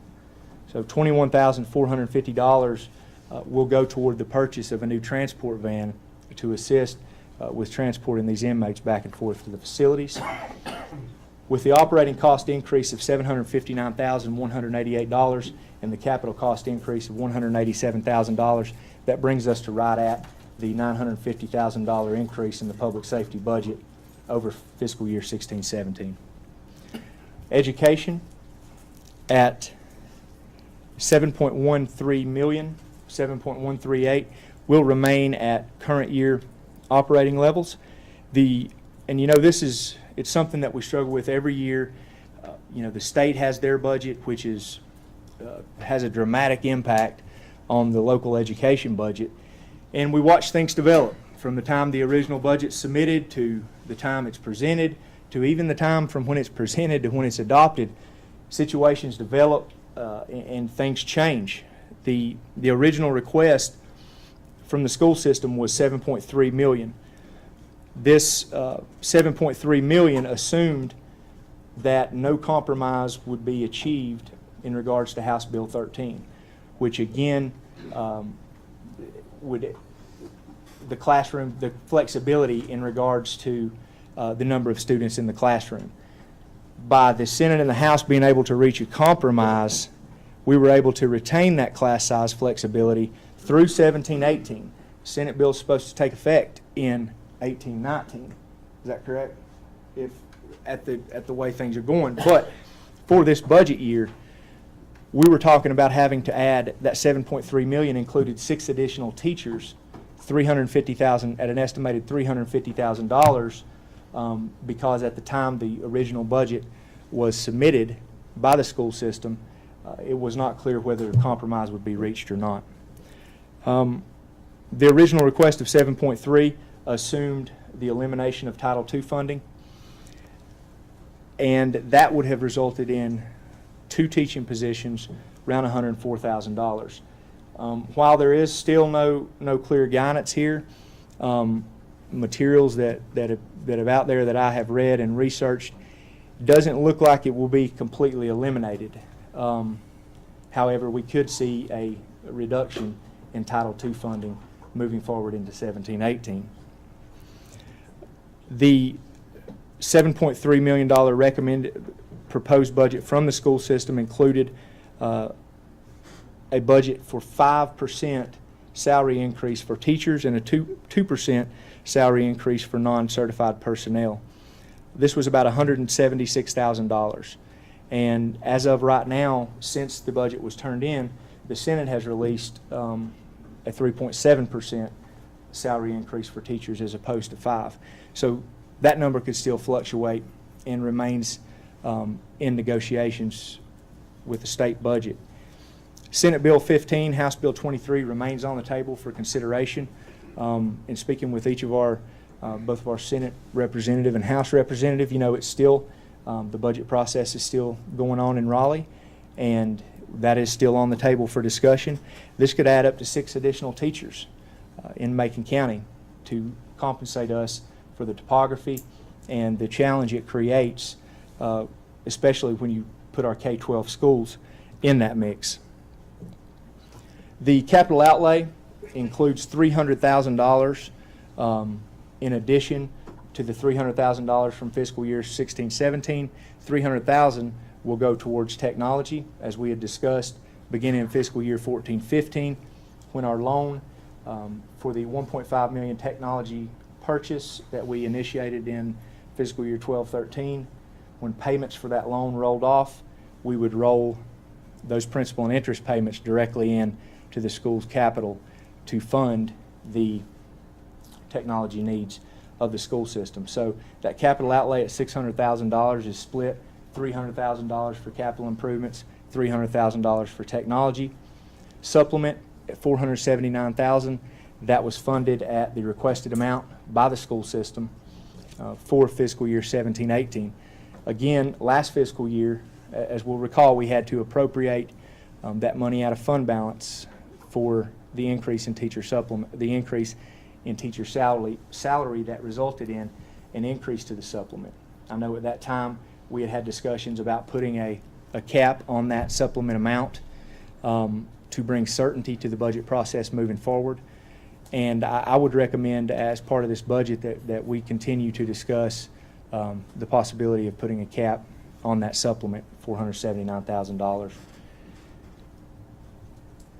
The Southwestern Community College budget remains virtually flat. There's an $1,800 increase to offset costs associated with utilities, and the overall education function is increasing by $77,000 from fiscal year 16-17. General government function will increase by $577,000 over fiscal year 16-17. With this, as you will see, in our public safety function, the costs were primarily attributable to operating costs.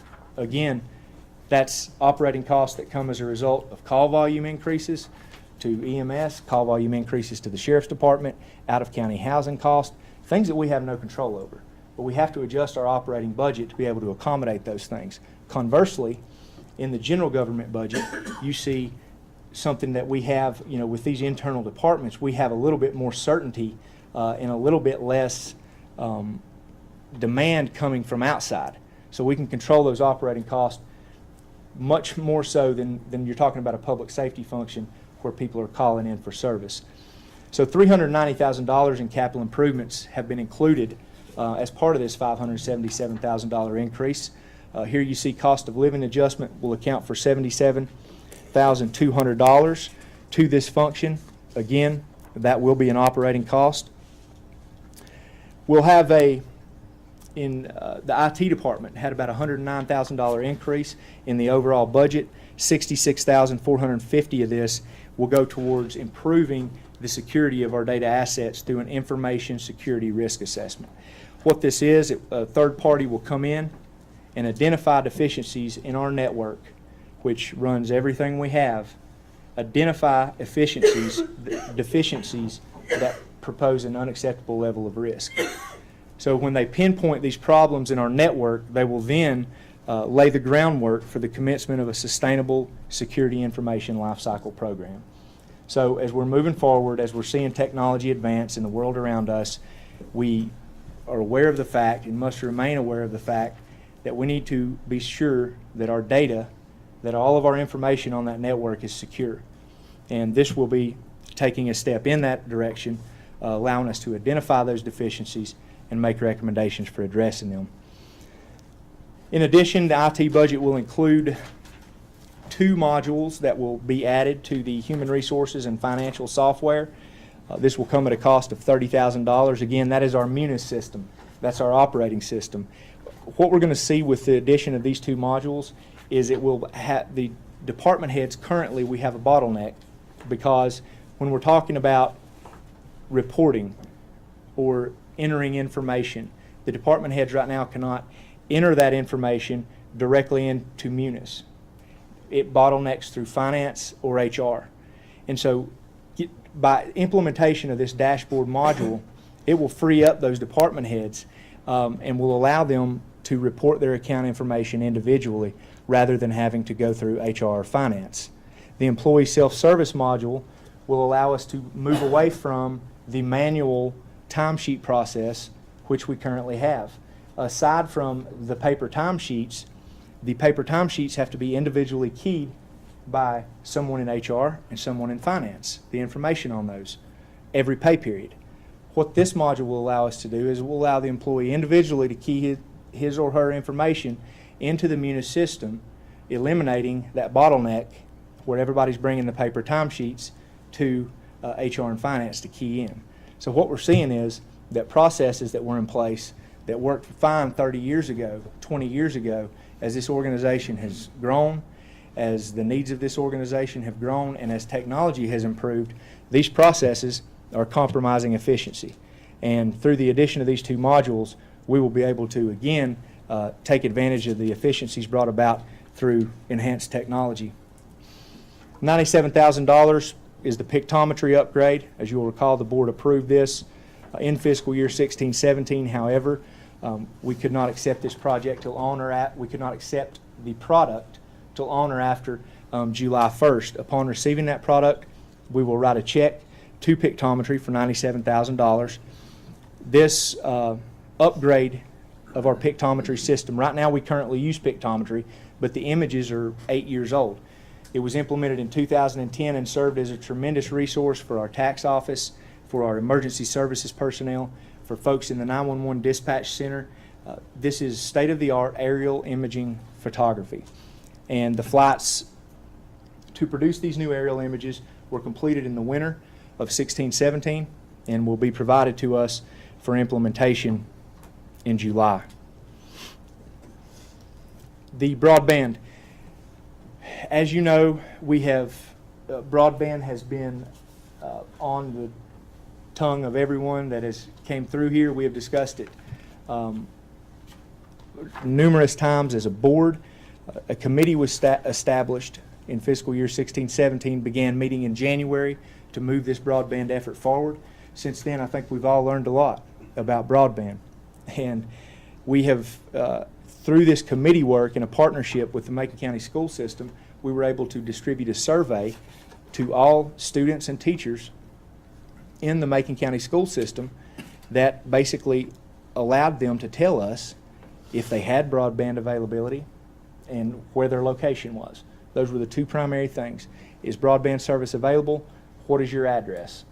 So in getting those responses back, I think we got right at 1,000 responses back from the staff and students within that school system.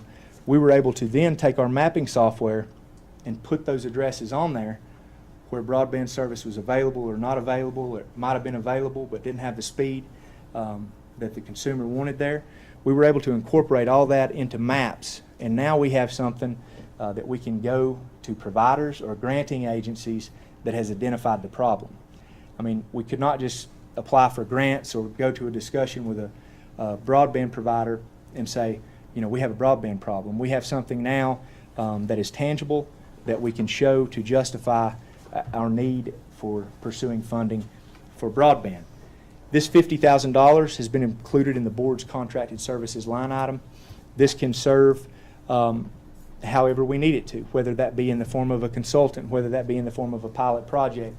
As we continue moving forward with this broadband effort, we're eventually going to run into a place where we're going to have to invest some money to be able to continue taking the next steps. And this $50,000 will give us a little seed money to do that. Register of Deeds operating costs will increase by about $11,000.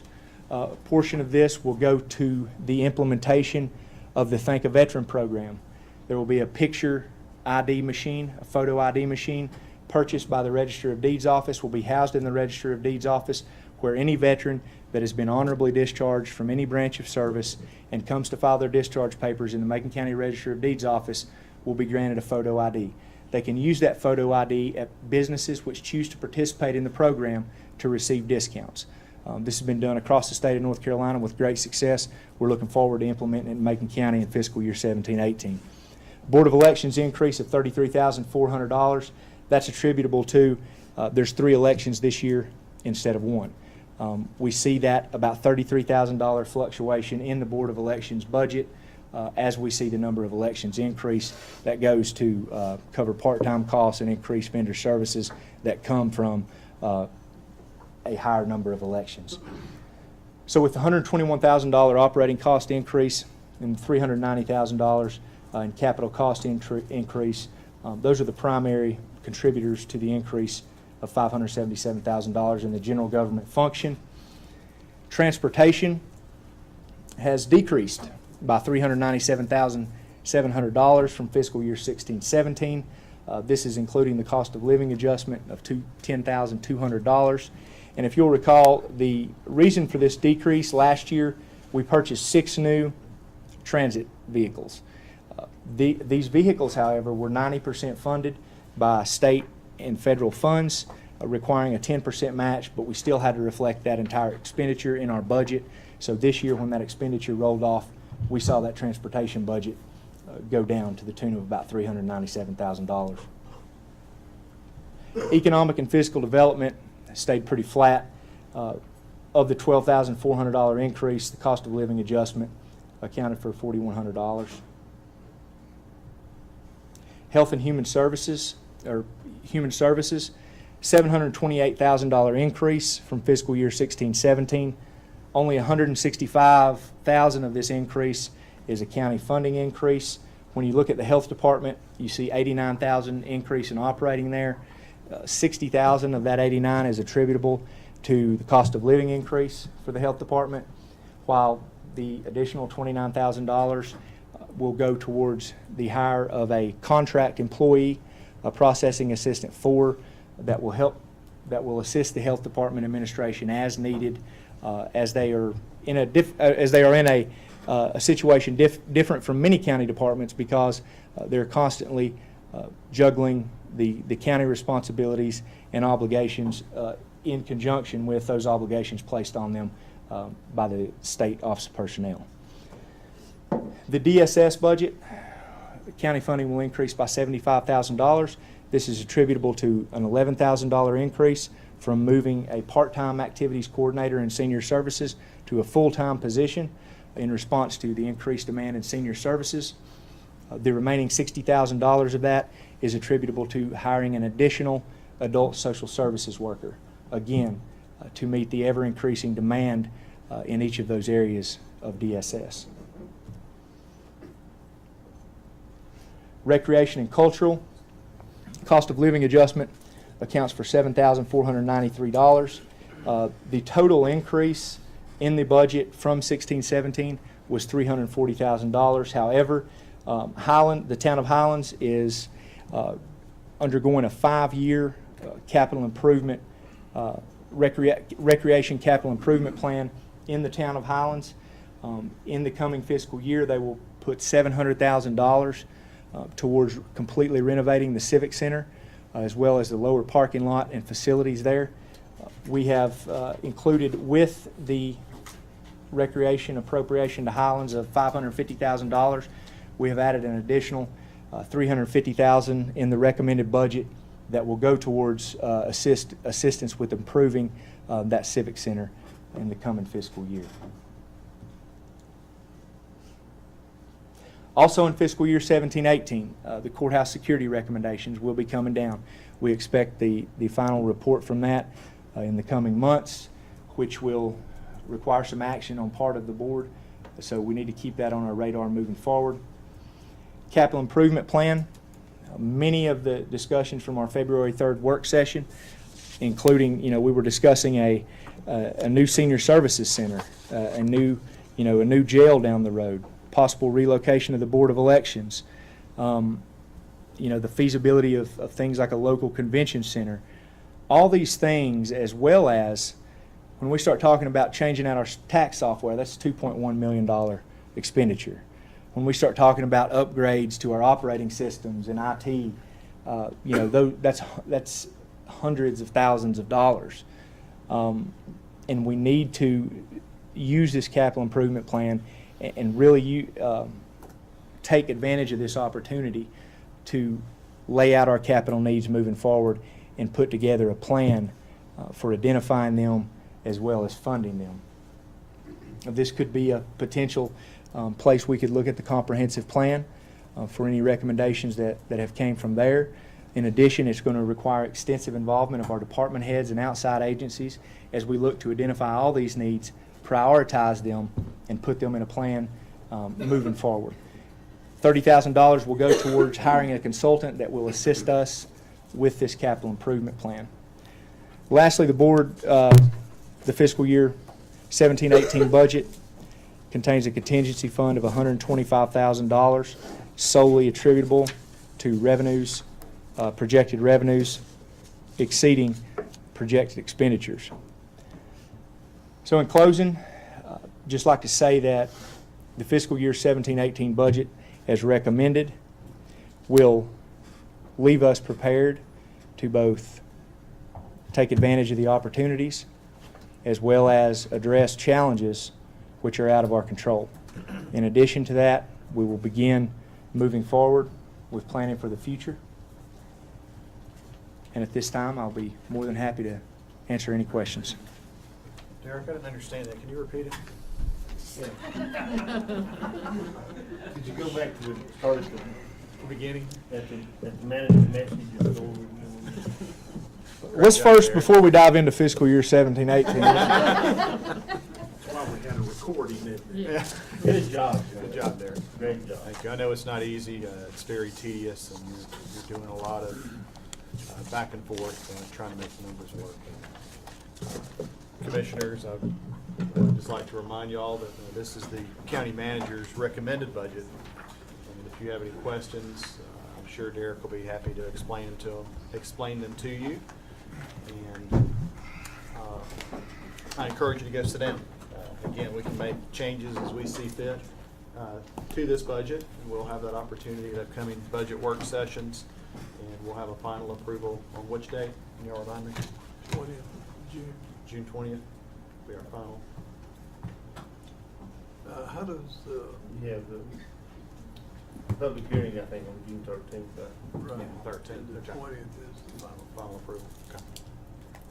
How does Thank you. those apartments, if they have a question or anything, they just contact the liaison or contact Derek, and Derek work through there? Thank you, Lori. Yes. Good job. Almost there. Almost there. Good job, team. Thank you. With that being said, the next item on our agenda is, I figured we'd work through our old business or our reports. And we'll take one. Is that okay? I don't think these others are going to take very long, right? Okay. We'll get you there. Okay. Squeeze it. Scheduling the budget work sessions. I know we're going to have, I need to have one with the school system. It appears we have two fire departments that are asking for tax increases, so we need to have a short session with each one of them. And is there any others at this time that anyone else is aware of, or? I see Dr. Baldwin, graduation on June the 1st. Franklin High School. Right.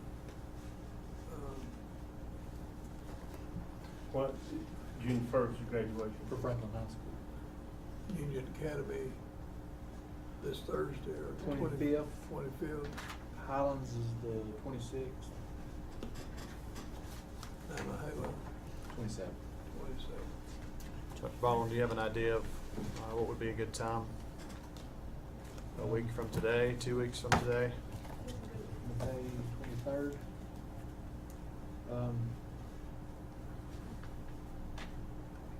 Have a couple things on the 23rd. What would be The 6th work for you? June 6th? After your graduation, after the Franklin, Be all fine. your graduations be over Be that fine. time. They're all over by then, right? June 6th would be fine. Does that work with commissioners? Probably be 6 p.m. again, I guess. You wanna do them all? I was gonna say, can we do the fire districts I think so.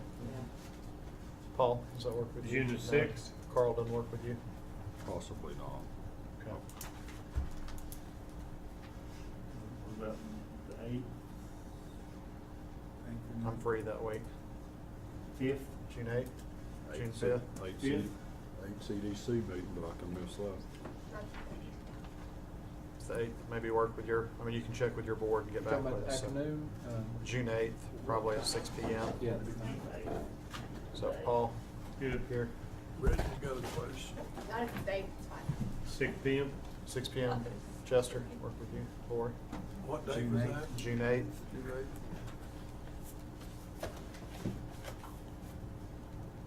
Dr. Baldwin, June 8th. Yes, sir. At what time? Will it start? 6 p.m. Do them all, and between now and then, if we got any questions. Okay, let me check. I know. Yes, that works with the fire chiefs, looks like. And a few dates written down.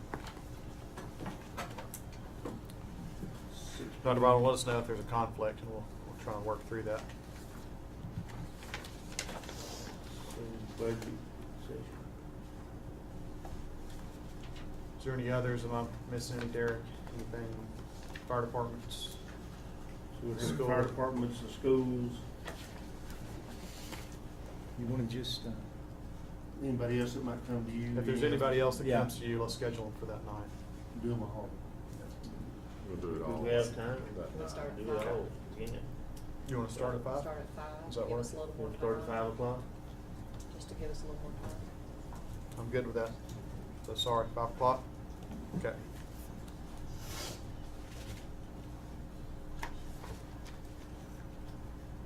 Very good. All right.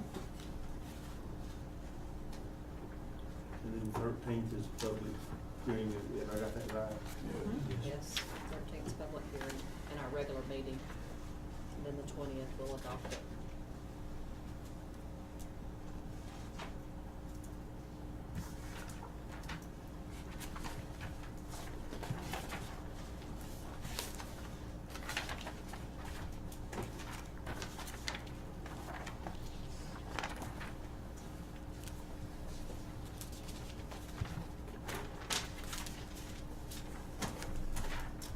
Item C, South Macon Elementary Outdoor Classroom. Jennifer Love. Welcome. Thank you. Hi. Actually, my name is Allison Gwynn. I'm the principal at South Macon. But I just wanted to come and say thank you to the board for all your support in the past and all the support I'm sure that you'll give us in the future. We're growing and we're a great school. We have a great county that we have children to serve, so we're very blessed. One opportunity that we would like to pursue is an outdoor classroom, and Miss Jennifer Love, who's the STEM coordinator for Macon County Schools, is going to tell you a little bit more about that. Thank you.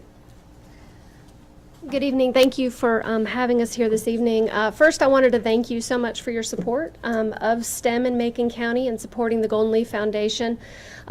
If you would like to see some of what we've been up to over the year, it's almost a year in July since I started as STEM coordinator here in Macon County. And I encourage you to go to the Macon County Schools website and look under STEM, and you'll see some of the really great things that are happening in our schools right now with STEM. Today, I'm here to represent several teachers that approached me in last August about starting an outdoor classroom at South Macon Elementary School. There's several people in the PTO and educators there at the school who are interested in utilizing some of the space down by the stream.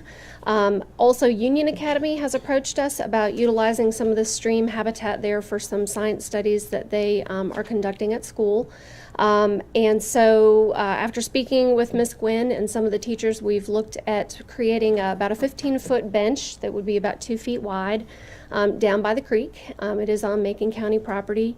And we have a couple bids looking at the cost to create this, to build this bench with a shade structure. And then we would also include an ADA specified trail that would lead from the walking trail that already exists, that would meander through the woods, that would end at the stream where the bench would be located. The price came in at about $10,000. We've already raised over half of that money to go towards the project, and I'll be working this summer to try to secure the rest of that funding to build that. But it's going to be a fairly simple structure, not as elaborate as the structure that we built at Mountain View Intermediate School several years ago. But I included the plat in the documentation that I sent over to Mr. Decker, and also the quote. I'd also like to invite you, next Thursday we're planning our first biodiversity day with the entire 4th grade there. pulling in about 5 different organizations in Macon County to work with the students in that outdoor space, just to kind of help show the teachers how that space can be used, and also to get the kids outside and doing some real authentic science in the schoolyard. So would just like to ask permission to dig a few holes and to put the bench there by the creek. Again, it'd be U-shaped, and all the permits would be pulled by the contractor. Next Thursday being this Thursday. Not this Thursday, but the next Thursday. I believe it's the 25th. And that is weather dependent. So we're hoping that we have good weather. We'll be doing bird banding, stream studies with Mainspring, and some other things that day. And it's all day. So this is not we can't tell with the pictures that you sent in, it's not it's just a bench. It's just a bench. It's not a covered structure, it's not. No, we're looking at. We build up there. Right, it's not that elaborate. We're looking at doing kind of a pergola structure over the top to create some shade, because it is an open space. But really what we need is just something there that the students can sit on, if they have any kind of worksheet or any kind of, again, I'm thinking Union Academy teachers have been doing water qualities. Do what? Yeah, I kind of heard that. We get real nervous. We've been down that road. But I mean, if it's just post holes, just post holes just for 6x6s, Yep. or whatever, we don't know what I can't read so you're just gonna set post and just to build a bench, and then this walkway, it's just, there's no grading to that, it's just move the grass, is that what I'm reading? Correct. There would be, the only grading would be just at the very beginning as it's coming off of the paved walking path. Not over a plow depth? No. You know what a plow depth is? Yep. So it's just coming off the paved area, and then it's just going to be a gravel, suitable for wheelchairs to travel. But if it's going to when you go down if you go on the access road where the buses go, you go on down, and then as the creek meanders around. So how far is it from there? Is it down around the point? So, do you have a copy of the plat? So there's the Skeena Creek, and then there's a little drainage that sort of divides the property in half. It's a small drainage. It'd be at the junction of that small drainage and the creek. Yay! So that's where the bench structure would be located. And if you can see, there's the track there. We would be coming off the track fairly close to the building. Because it does drop pretty steeply. Well, yeah, because it drops pretty steeply, and we don't want to have to deal with any kind of boardwalk or anything like that. So coming off the already graded area there by the building, it would go towards the smaller drainage creek and then kind of meander through the woods a little bit to go to the benches. Reliability issues is the only. I was gonna ask, just real briefly, is this on the South Macon campus property or the county's property that's adjacent to it? It's on the county property. We'll need to talk about just making sure we get appropriate insurance coverage then. How far are you from the water source? The benches would be approximately 10 to 15 feet from the water source, and we're looking at floodplain as well, just to make sure that obviously we don't want to invest into benches that might wash away. So, but it'd be about 10 to 15 feet from the creek area there. And the creek is a deep creek, No, it's a very shallow section, and one reason why we chose that section, it looks like it's already been developed in the past. There's already several boulders that have been placed along the stream bank that allow easy access to the stream. And so it's not meant to be access in terms of students getting into the creek. It's meant to be more access to collect water samples. It also is adjacent to a large field area where we're envisioning that we could be doing some bird studies and butterfly studies and things like that. And then on the other side is where the forested area is, and so teachers are interested in doing some plant identification and tree identification. They walk 100 feet from there being a real swamp. Yeah, it's a beautiful property. I mean, it really is. It is, the wetland area down below is pretty amazing. It's a pretty incredible piece of property. It is. Swamps are beautiful. It's in the eye of the beholder. You're under a time frame too, aren't you? You have to make a decision about liability, but aren't you under a Well, time frame? Well, I think the county's carrier will be happy to include whatever additional coverage is necessary. You just have to let them know. Mr. Chairman, motion to approve upon everything going through with the liability issues and concerns. Motion on the floor in a second. Any further discussion? Oh, kind of not related to what you come to us about, but how confident are you in that you'll be able to get the rest of the funds for that? I've approached the Farm Bureau, North Carolina Farm Bureau, and they have a grant system that they seemed pretty encouraged by the project. And like I said, from the one quote that we've received, we would need to come up with about $4,000 to complete the project.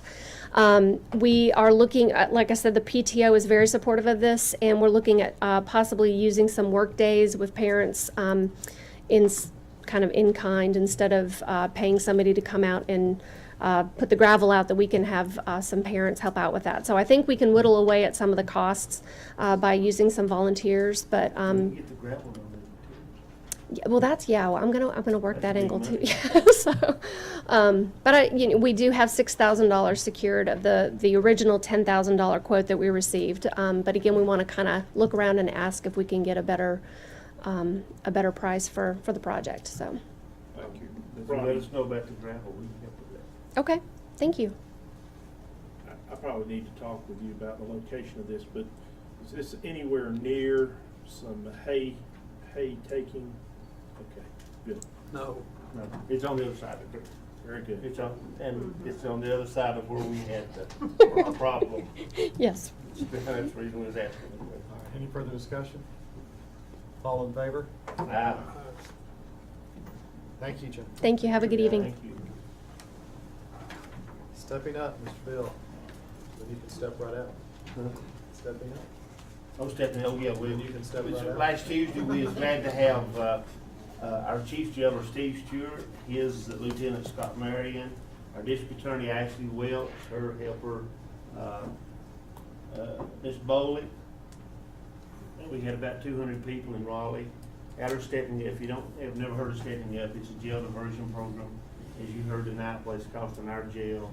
Most of these are very, most of these are drug-related, substance abuse-related problems, or mental illness problems that's attributed to substance abuse in our jail.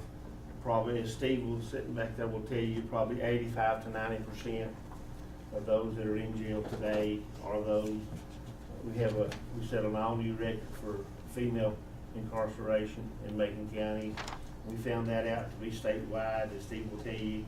We had numerous judges, we had numerous district attorneys, we had numerous sheriff's associations at our meeting. This was sponsored by the North Carolina County Commissioner Associations, along with the Sheriff's Association of the state, and just a lot of counties that's facing the same thing we are. It's a jail diversion program, depending upon the sentence of the individual. Instead of putting them in jail, is trying to get them treatment and get them help. Under there are certain guidelines and certain things they have to do. Now, here's our problem, as many rural counties will tell you. I've worked with Vance, Franklin, and other counties in the east to do an interlocal agreement for 4 counties, and we got that done. They're working on their counties, and we'd like to try that here. The problem is you gotta have somewhere to divert them to get treatment. And with the Senate budget just rolling out, they just cut it, mental health again, $69 million in this budget, which is reoccurring, $100 million next year, which is really encouraging. That's reoccurring also. It'd be $5 million to our area in the far west cut. So don't understand that exactly, but so we don't know exactly. We're going to attempt it, along with our district attorney is very supportive. Along with, we had Graham County represented, we had Jackson County represented, Macon County was there, Sheriff Van Duncan, he and I had parts of the program. So it was very informative, I think. I think Deputy Stewart will agree that it was very informative and enlightening for lots of reasons. There's a lot of good speakers of successes across the state that implemented the program. It's much easier for these metropolitan counties. They have treatment centers around the corner. We don't have that luxury. But for those of us 80 rural counties, it can be a struggle. But it can not only save us, just, you know, several times they mentioned you could send, how many students was it? They said they had five that went to prison so many times they could send to Harvard. They could send to Harvard for a full education. For reoccurring times they'd been in jail, they could send to Harvard for an education. So, and me and Steve were sitting there and he said, we got something there we could send to. And we have some of those reoccurring. And so if we could take it and it could be successful, and it's proven it can be successful. It's probably not 100%, but when you have somebody in jail, you have captive audience and they are motivated. We have some in jail now that would love to be in a treatment place. We get calls every day, and Steve talks nearly every day. And so that's a stepping up program, and we're so proud to have our Macon County represented so well and presented themselves so well, Mr. Chairman. And so we'll continue down that road and working with our far west counties, along with Jackson. Haywood County was also represented, and so you'll be doing more and more of that as we move forward. Thank y'all both. Yeah, no doubt about it. Commissioner Bill, you want to work Mr. No, Sherby? we won't take a break. Okay. All right, Mr. Sherby. Sorry, Let's, Ryan. No, Ryan, you've been gone on a boat for 2 years. We're gonna take a 2-minute break. We're going to stand in recess for 5 minutes. We still have a lot on the agenda. Try it, Ryan. Thank you.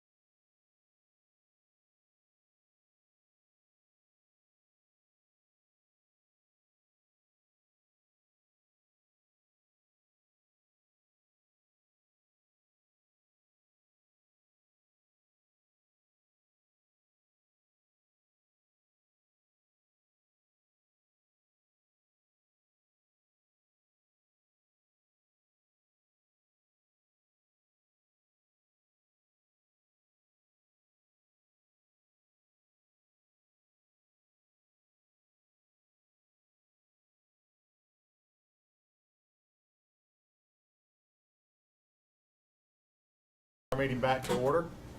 We would like to welcome Mr. Ryan Sherby, who's going to discuss a memorandum of understanding establishing the North Carolina Smoky Mountain Blueways Advisory Council.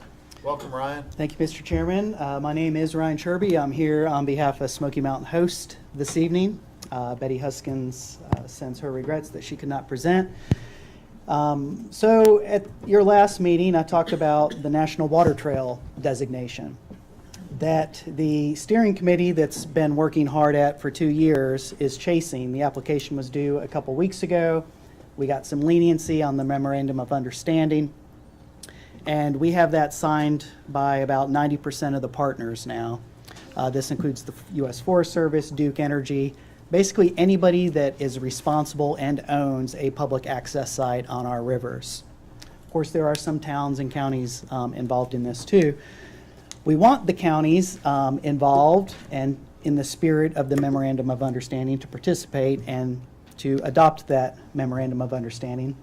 Although Macon County doesn't technically own any access sites at this time. The memorandum of understanding says we'll keep these access sites open to the public. We'll maintain them for a 10-year period. The federal government, the National Park Service doesn't want to grant us a National Water Trail designation and then have sites close. So that's the intent of the MOU. Do you guys see on the screen the map that's on the monitors? So this is what we are proposing. It's kind of the upper Little Tennessee, the Little Tennessee watershed, where our first sites start. I believe that's Prentice Bridge, number 27, the far southern point on the Little Tennessee River, there south of Franklin. That's the good first access site on the river.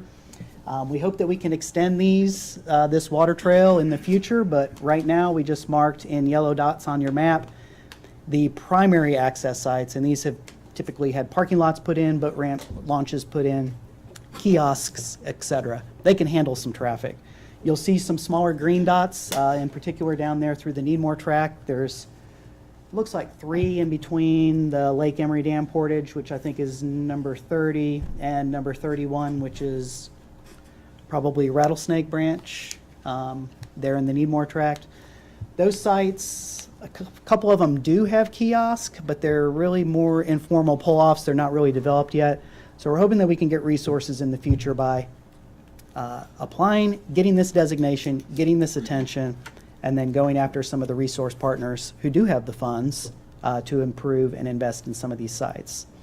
We went ahead and included the TVA sites.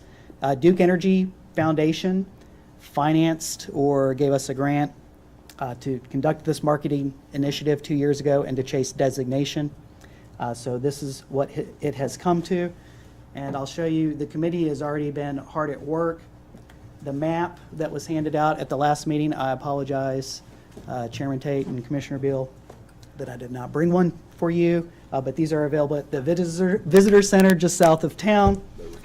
That's one side, so it talks about all the rivers, and then the back side has all the access sites, the lat longs, etc. So chasing the designation is just a marketing ploy essentially, and it's also hopes that we can leverage more resources to improve these sites going down the river. Any questions, Mr. Chairman? That's about as quick as I can do it. I'd be happy to answer any questions. Chester was just going to review. I have the MOU2 here pulled up that we can, it's a fairly simple, benign, short.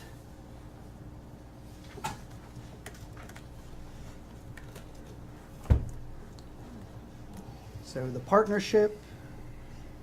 Brian, where did the funding come from to initiate this? Duke Energy Foundation provided the seed I finance. heard you say that. Yeah, I think it was around a $70,000 grant. It came to the Southwestern Commission, contracted out to Smoky Mountain Host. And Smoky Mountain Host has conducted the 2-year marketing campaign. There's a website, everything's essentially completed on the grant. And chasing the designation is kind of the last step.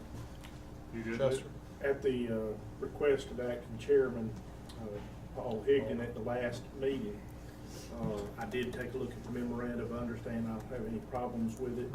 I think the one thing that I guess I personally had a question about, it said all landowners, signatory parties agree to maintain their public access points identified.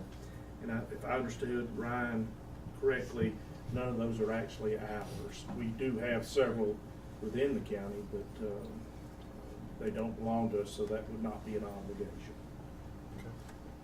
I do have those access sites listed here.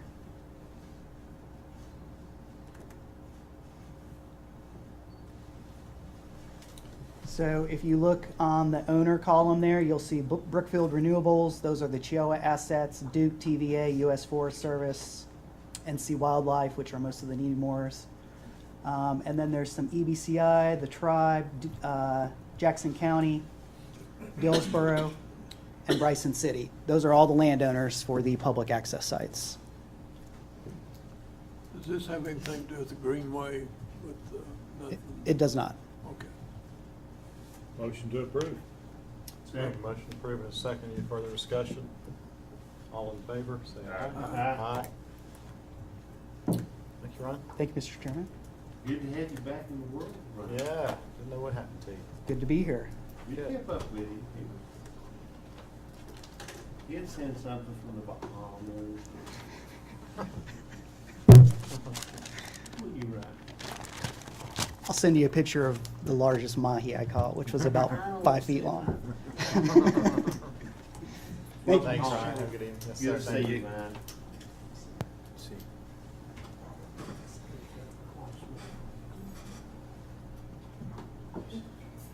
All right, well, that concludes old business. We'll move on to new. Macon County Transit Director Kim Angel. Kim. Half of our whole agenda. Yes, I know. I know. I figure rather than, hey, I'll just throw them at you one at a time. You just make the motions. We'll make this really simple. And actually, it is very simple because most of this is mandatory stuff that we have to do either through state or federal regulations. So we'll start, I think the success plan was the first thing on the agenda. That's correct. This, and I'm not sure that, I'm sure it was attached, right, in your agenda packet. Okay, so you've had the opportunity to look at it. If there are any questions, this is something that the state has imposed on us that they want us to look at ourselves and to put some goals actually on paper. I think eventually there's going to be some benchmarking that we're going to have to use. And it's been really interesting, and I had some good conversation with my staff. My staff and I, they helped me put this together. So just to briefly highlight, this is basically for 17-18. Page 5 talks about success moments, which is basically the goals for the year. And at the bottom it says increase our demand response passengers per mile by 5%. And once we're doing that, we're increasing efficiency. So that's the ultimate goal there. Achieve at least one new recurring investment source. And we chose to use investment resource rather than funding source because you never know exactly in transit how that's going to come. Develop and begin implementation of a customer-focused marketing plan. And one of the things that a lot of my staff come to me and say, especially the drivers, even now, this is our 20th year of operating. They're like, people still come up and ask me, you know, what is this and what do you do? And we still hear you're the vans that take the old people to the doctors. And as much truth as there is to that, there's so much more that we do. So one of the things we're going to look at is having maybe an outside firm come and look at and make suggestions for how we can improve our marketing. We'll be using grant money for that. And then the last thing is to increase our out-of-county coordination by at least 2 trips per month. We're working on the software where all of the regional systems will be able to post all of their out-of-county trips, which in essence should help everybody be able to coordinate. And again, coordination means operating more efficiently, more effectively. So that's pretty much the overarching goals in addition to just surviving the next year. not knowing what the federal budget's going to be like, not exactly knowing what the state budget's going to be like. So we're just hoping to keep our head above water and keep moving. The subsequent pages are just, and I'm not going to go through these because we can all read. They're basically how we're going to accomplish those goals. So those are what the tactic pages are. When you get to the last couple of pages, you see the performance measurement chart. This is what we set. That's basically the goal setting chart, and this is submitted quarterly to the Public Transportation Division. And failure to submit these can result in failure to get a check for our reimbursement. So it is tied to funding. Can we get a motion to approve the draft success plan? So moved, Chairman. Second. Motion is second. All in favor? Aye. And hopefully the second one's going to be a little easier, because here's what I'm going to tell you. When we sign our certifications and assurances every year, that Chester cringes when he sees them. We do agree that we will abide by the Title VI program, which is the non-discrimination program. We are required to have this plan. This plan has been submitted to the State Office of Civil Rights. It has been reviewed multiple times. It has been submitted to DOT. I have amens and graces from all of their places, so as long as Mr. Jones or none of the board has an issue with this, it is about as thorough as it can possibly be. It's exciting.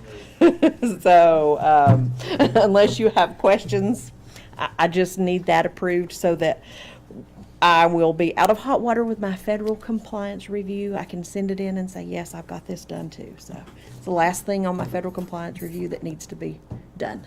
We get a motion to approve the Title VI program. We get a motion from Commissioner Shields. The Title VI non-discrimination. Program plan. Get a second. Second. All in favor? Aye. All right, item number 3. Item number 3. See, we're moving quickly through here. Obviously, I think you may have gotten all of the attachments, so I hope you've read that. This is for a software module that will work with the billing and scheduling software that we currently have. North Carolina Division of Health and Human Services, DMA, has changed the way billing is done for Medicaid transportation services. All non-emergency medical transportation providers had to enroll as a provider, bill directly to Medicaid, whereas in the last 20 years we've been billing directly to DSS, who has in turn been billing to Medicaid. This will change how it's done, makes it much more complicated. But this helps us, it automates the process. We have just started in the last couple of weeks, and my assistant director is spending several hours per afternoon in her office uploading or manually keying in these trips. Basically what this will do is allow her to print a report that can be uploaded into their software and keep us from spending hours on doing this billing. So in order to do that, the cost is $30,800. It's part of the regional project. So this $30,800 pays for software for all 7 of the transit systems that we've discussed before. It's 100% reimbursement from the Public Transportation Division. The caveat is I need the $30,800 to pay the vendor, and then I will invoice for reimbursement. So I will need that added to allocated. I'll need a budget amendment. I'll need that allocated until I can get it back. I need a loan. Can you float me a loan? They also ask that you pass the resolution. And basically the resolution just gives the county manager the authority to enter into the contract that was attached. Question about the budget amendment. Do you anticipate this program being received by June 30th? Yes, it will be this fiscal year. It is ready to go. They were actually looking at it a couple of days ago, but we had to get this part done. You've already done all those things that are set forth in that long grant agreement. In the long grant agreement, I was yes. just paging through that, I was like, geez. It's a nightmare. Everything has to have these federal, and we even have to sign this Iran Divestment Act, and then. Are we already 5 months into this thing?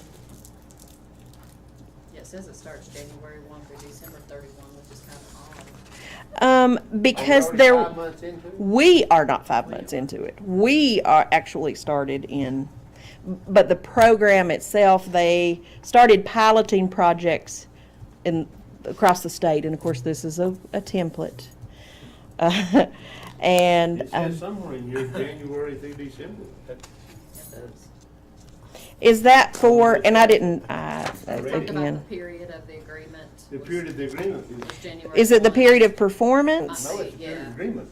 Might have been the performance. It might, I can't find it, but Because I it read says that our fiscal year ends on December 31st, which is not correct, like on the signature page. Well, here it is. What Period page, of Ronnie? performance. What page you looking at? That's on page 902. What they're saying is this is how much time you have to get. Oh, yeah, the this period done. of performance, yes. And basically Kim understands she's not gonna be able to go back and get that time. She works from this The date. agreement shall commence upon the date of the execution unless specific written authorization from the department to the contract received. The period of performance for all expenditures shall extend from January 1, 2017 to December 31, So she 2017. gets from now until December 31 is what that. To ask for reimbursement. That's my period of performance, Oh, okay. to ask for reimbursement. That's not the, That's not the contract, no. And it's basically a one-time agreement, if you will, because basically it just allows me to purchase this additional module that they will install as an add-on to our software, to our billing and reporting software. So It's you're not- basically a capital purchase, is what it is. So you're not having to jump through the hoops of federal bidding because it's a DOT product, or am I just misconstruing that? There's all kinds of those provisions in there, but they have some exceptions. Yeah, and Sole well, source and that sole sort of- sourcing, and because we had to get the quote from our software, whomever the software vendor was for whatever transit system, submit it, and that had to be approved, and we got approval from Raleigh for Okay, so that. they blessed it already. Yes, Okay, cool. it has been blessed. The quote went in, they amened and graced it, and that's how they got the number of $30,800. I've got to read this. This is just how our government today. It is a classic example. Oh, my God. What was this, 80 pages, or it And was? if you didn't have somebody like Kim that understood that, you'd spend $30,000 trying to comply with this $30,000 grant. So here's instructions for executing grant agreements. Item number 1, print only one copy of each agreement. Printing front and back will conserve paper and reduce packing size. Mm-hmm. Please be consistent. Do not print one front and back and all the others single-sided. Oh, because that used to say print, And you have it used to have say any print 2 practice copies. service. And it used to say print 2 copies until we got to actually scan them and submit, we upload them now, so. Ronnie says you can't make it up. Yeah, no, That is it's, definitely- well, the quotes that we're doing just on a shelter pad were 46 pages for an $800 project, so, you know, All or, right, so we have a yeah. motion to approve this resolution And the budget amendment. and the budget For amendment. 30,800, which would appropriate the revenue from DOT and expenditure. Yes. That you can purchase. so approved as outlined, Mr. Chairman. And a second, all in favor? Aye. Awesome, Thank you, Kim. thank you. Thank you, Kim. Good work, I guess. Well, so far, we'll knock on wood. If we can do this about 6 more years, then. Glad you're there to do it. Can you get with me? Figure out what, if we need to create a new revenue line or just increase an existing. Yeah, we will. I'll think about that. Sandra, Thanks. appreciate what you do for the AT people Thank you. and the veterans. We had, just as a side note, we had, in April, we had record ridership Great, for both the demand and for our route that runs in town. Most we have ever seen. It was very, thank you. very Brings in some money. Who'd you say is sitting in your office reading this and doing this every day? Chester. Tell her thank you.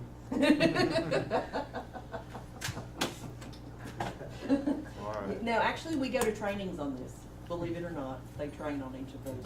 On one side or both sides? See all that gray hair on my head? Mine's covered, so. Better gray than clear.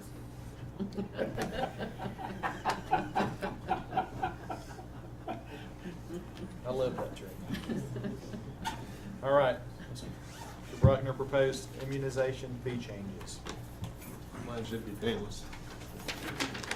We have 7 fees that we need to change. They're all immunization cost increases. It's our immunization or vaccine charges are based on the cost that we pay for the vaccine. And we've had several go up, one of them significantly. You should have gotten the sheet that we had. The first one was Gardasil. The current price is $152, and the proposed fee for that on the new price is $190.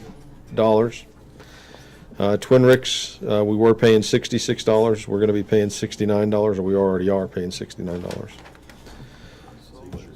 Trumenba, we were paying $118. We're going to be paying $140, and we're asking for that to be our fee. Prevnar, we're paying $162. We're paying $162. We'll be paying $174, and we're asking for that to be our fee. Imvavax rabies vaccine, we were paying $275 a dose. Now we're paying $285 a dose. Oh man, I don't even know how to say this one. I need the nurse here. Rotatag, we were paying $81. Now we're paying $86. And Zostavax, we were paying $190. Now we're paying $199. So those are the fees that we're proposing for those vaccines. If you would approve those, we'd appreciate it very much. Jim, on the 7, if you was rating 1 to 7, which one of the drugs do you use the most? They're probably all fairly used about the same amount. I would say that the Gardasil and the Twinrix are probably the 2 at the top. The Gardasil and which one? The Gardasil and Twinrix. We use a lot of Prevnar. Prevnar is a pneumonia vaccine. We use a lot of that. What's Gardasil for? HPV virus, which is a virus, cancer virus. There's many, many, many, many. We went from Gardasil 5 to I think now it's Gardasil 9, so it covers 9 different varieties. What's that? Isn't that a youth immunization now? It starts out, I think it's 12 years old and above now can get it. No.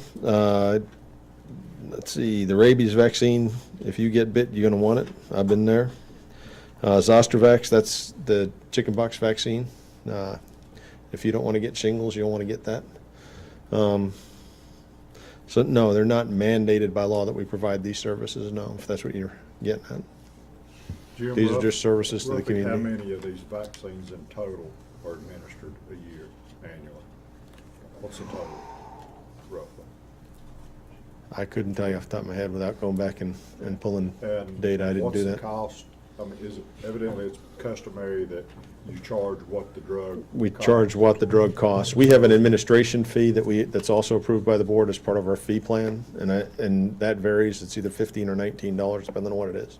Okay, so that's in addition to. That's your in cost addition to that's this. included in this proposal. Correct. So And what's the total impact of your budget by, if we adopt these proposed fees versus current fees? What's the bottom line? the bottom line is every time we give a vaccine, right now, say a Gardasil, we're charging $152 and we're paying I understand that. $190. What's the total impact on your budget? We spend about $105,000 a year on vaccines, and we probably have 50 or 60 different vaccines on our list. I'm guessing at that, but it's probably pretty close. Okay. I'm just trying to figure out. Yeah, and this You know, just- how big Yeah. item is this to his budget?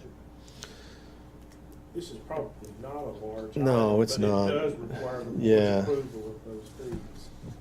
So, It's not a significant, I mean, if the county wanted to absorb them, it wouldn't be, yeah. The kids have to probably go to school. I didn't.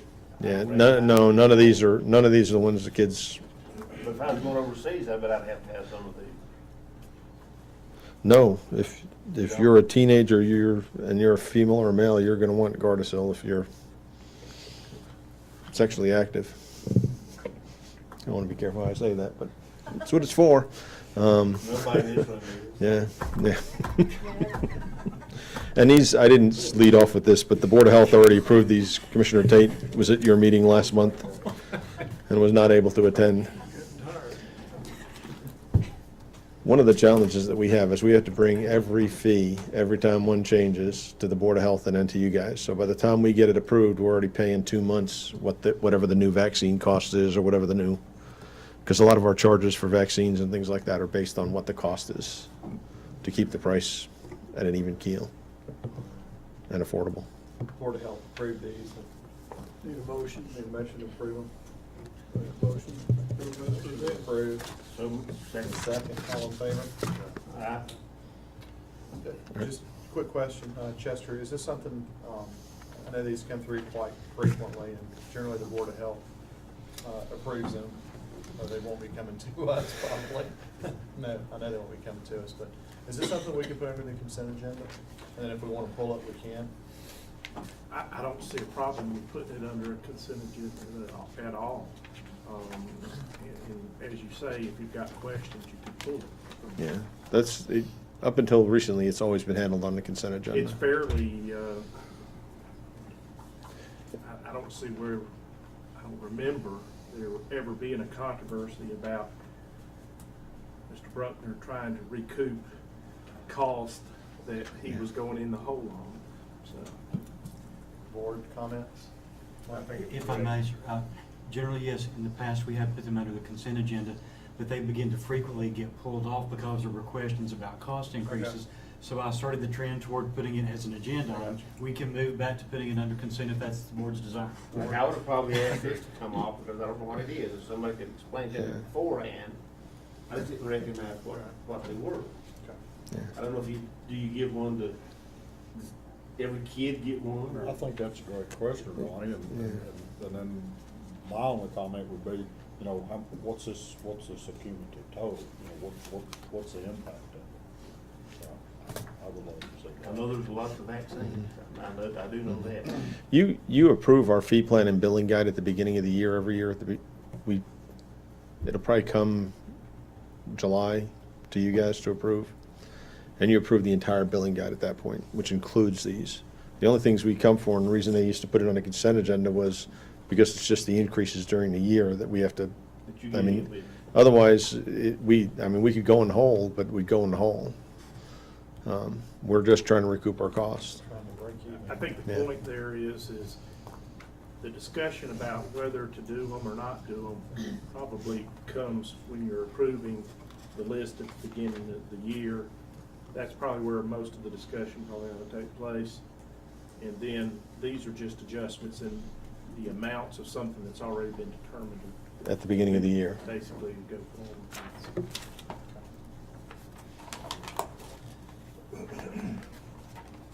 Thanks, Jim. Thank you. Thank you again. Thank you, Jeremy. All right, item C, consideration of Summit Food proposal for detention center. Thank you, Mr. Chairman, and Chester's here with us, as is Steve from the detention center. Chester has worked on this contract, this new food service agreement. Our current food service agreement with the Macon County Detention Center is with Mission, who is providing those meals at an estimated cost of $4.85 per meal. We were able to negotiate that down in fiscal year 16-17.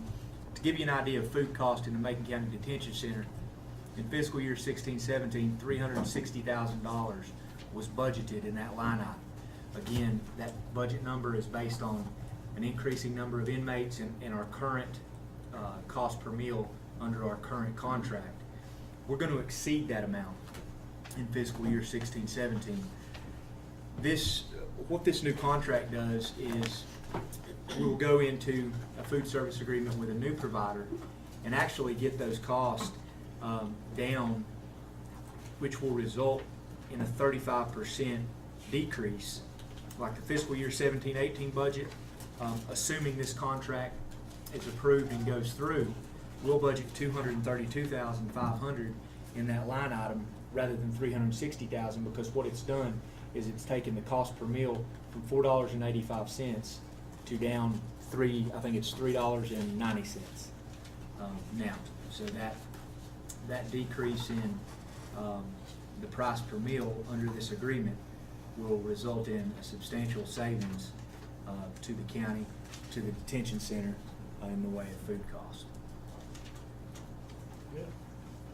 Well, I guess my question is, Mr. Stewart, is the quality of something lost here? No, sir, it'll be comparable food service. It's all regulated by the Department of Health and Human Services. This company will comply with all those regulations. I don't believe we'll see a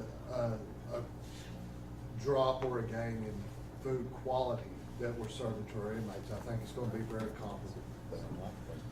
Do you have to do the diabetic food? You have to do all that? Yes. And that's Like a hospital has to do? Yes, sir. Yes. There's many variations, whether it be religious belief, diet, diabetic diets, heart healthy, pregnant females, all of those caloric intakes will be different for each person. So not only do we have to identify how many inmates we have in custody, but there's special dietary needs as well. And that's outlined in this agreement, section 3. I figured it would cost more, but you're talking about costing less. I just usually don't get something less anymore. Well, we can comment on that, as me and the county manager has sat for hours on end with Michigan, and there's been no competition.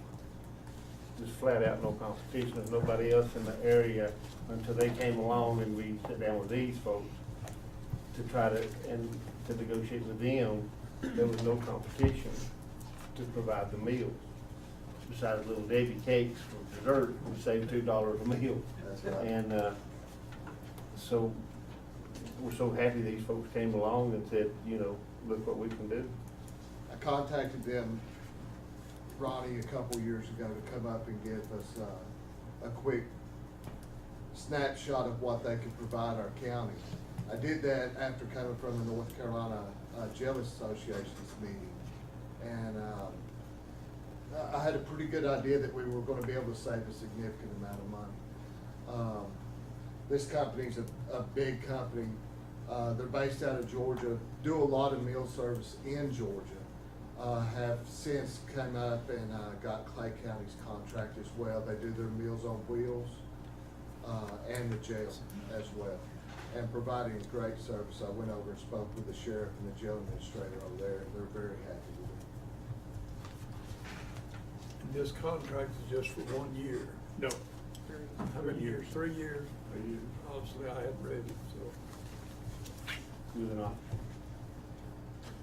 The pricing that we got with them was based on a 3-year. I believe if you look at page 4 of the contract, it's on a sliding scale on how much we're able to, how much the rates are negotiated. It'll be there in the middle under number 7. 51 to 60, $3.27, 61 to 70, $2.93, so on and so forth. It gives it broken down. What are we running now, 65? We're running about 65 daily population, so we're gonna fall into the $2.93, the majority of the time for our meals. When you have to send inmates to another county, are their prices higher or lower, or? We get charged a flat rate. It's not broken down into what the housing and the food costs are. Cherokee and Clay County both charge us a flat rate of $40 a day. Okay. And so meal costs are included in that $40 per day. Okay. All right, we'll get a motion to approve the food service agreement. So moved, Mr. Chairman. Authorize your county manager to execute that. Make a motion to approve the authorizing the county manager to approve it. Need a second? Second. Motion second, all in favor? Aye. Derek, if you would, let's talk before you actually sign that. Good work, Steve. Good job, Steve. Thank you, thank you. Mr. Chairman, I want to apologize for the sheriff not being here. As you know, he has some family obligations. Thank you. Appreciate you being here. Thank you. All right, let's discuss the planning board. Commissioner Blessing. At the Macon County Planning Board's last meeting, they had reason to call on the subdivision ordinance, and in doing that, they noticed that that ordinance is supposed to be reviewed every 2 years. That hasn't been done. So they voted that I believe it was unanimous vote to take a look, that 2-year look at the subdivision ordinance. Also, in regards to the Macon County contractor's license, I talked to Jack about this, and I agree with Jack that needs to have some public, needs to go through a process and have some public input. So I would make a recommendation that we would task the planning board with the Macon County contractor's license and allow them to do subdivision ordinance. Mr. Shelley. Okay, we'll put that in the form of a motion. That would be a motion. Okay, just a second. I second. Second, any discussion? Now, the subdivision order, nothing hasn't been acted on that. That's just up for review. Is that what you're saying? What we're asking to do is to allow the planning board to go back and review the subdivision ordinance. Then it would go through all the normal process if any recommended changes resulted from that. The subdivision ordinance has been changed numerous times since it was implemented over the years, and because of that, it's not been had a total review. I don't know of one. It's been a while. I did it one It's been a time. long Yeah. time. Did you do it, Jimmy? While I was on there, Yeah, it's been a while. So it's due. I do, Jack, and I agree with Jack, the contractors, Macon County contractor's license, do that, I tasked them with that first, to get that process started, because that's kind of in limbo right now. It shouldn't take nearly as long either. Pardon? It shouldn't take nearly as long either. Hopefully not. About 2 minutes. On your subdivision ordinance, is that, let's say that somebody built something back in 2005, the width of the road and those type of things?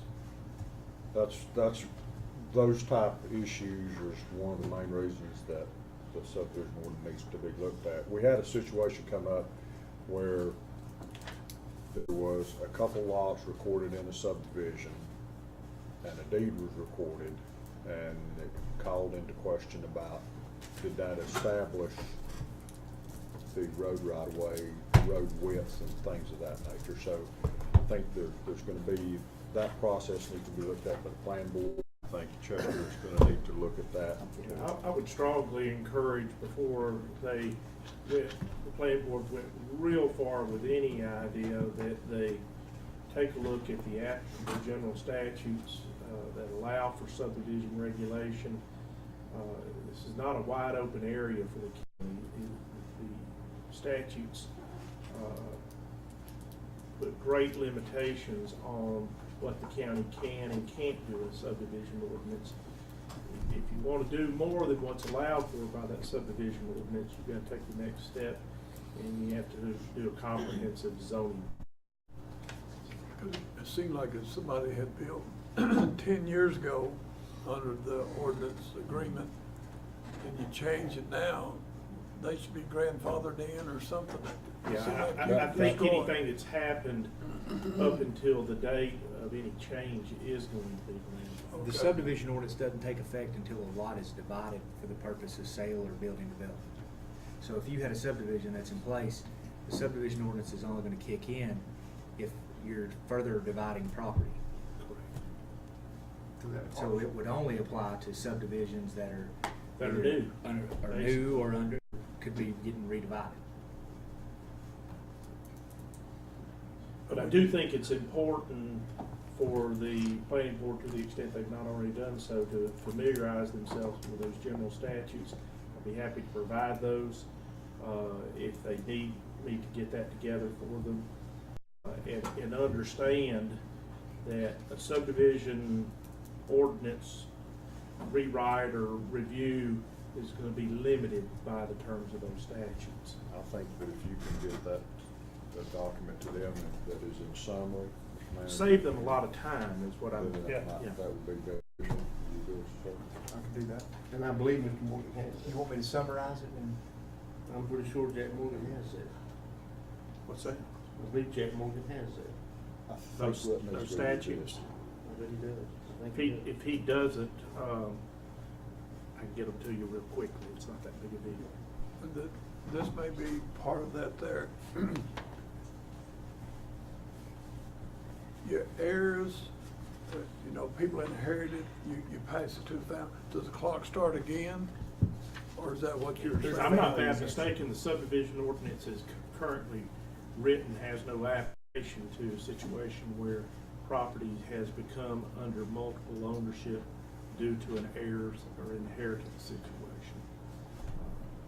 If that's what you're asking. That's what I'm asking, but I'm not understanding your answer.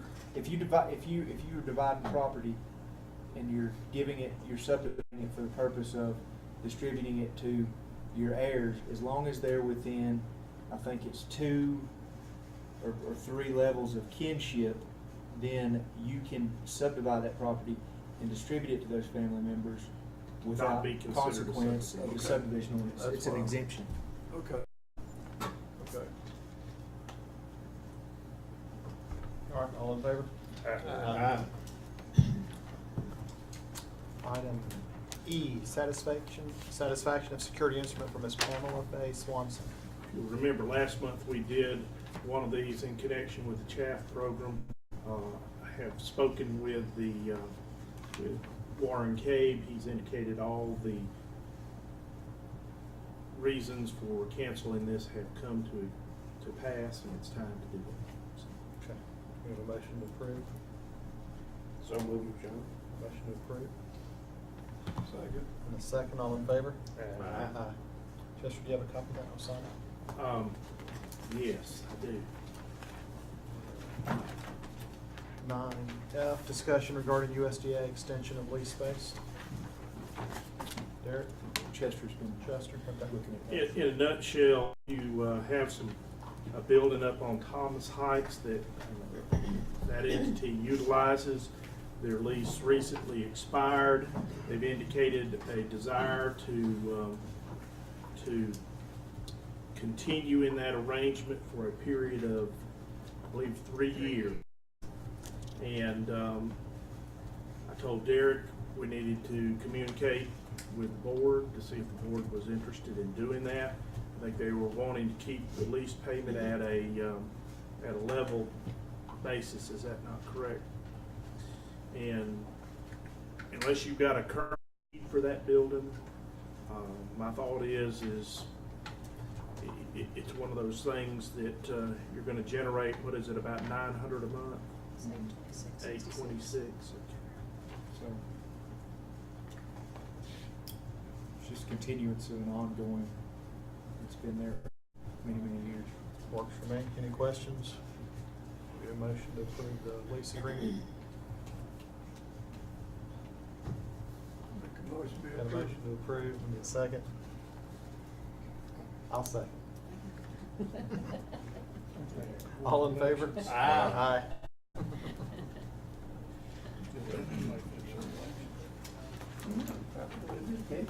Simon, good timing. Request from Highlands Police Department regarding computer-aided dispatch. Mr. Simon Hyde. Good evening. Welcome. We've just got a short presentation here, and what I'll be asking you tonight is to allow the county manager to go into an interlocal agreement with the town of Highlands so that they'll be able to use our computer-aided dispatch software. It's something that the town of Franklin has already been doing for several years, and now we have an opportunity to bring Highlands and to increase their efficiency. So let me show you this little short presentation.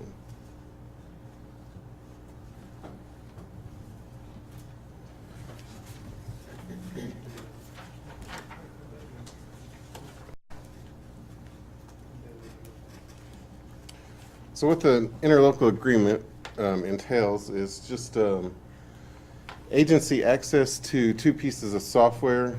One is the Interact Mobile CAD. That software runs in police vehicles or electronic devices.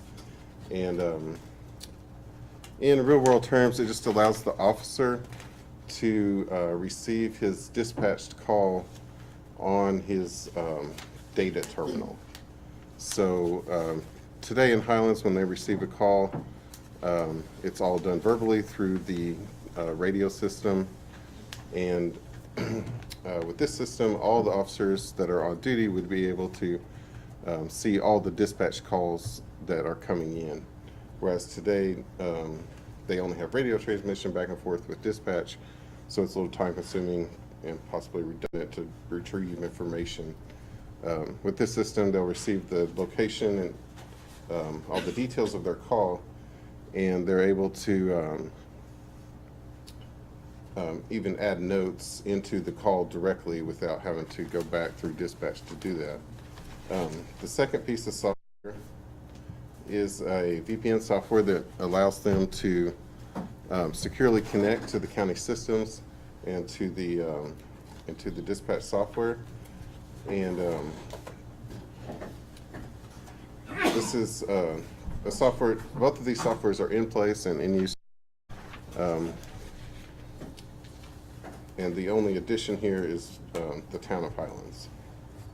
So how the system works today is provides access to dispatch, EMS, Sheriff's Office, and the Franklin Police Department.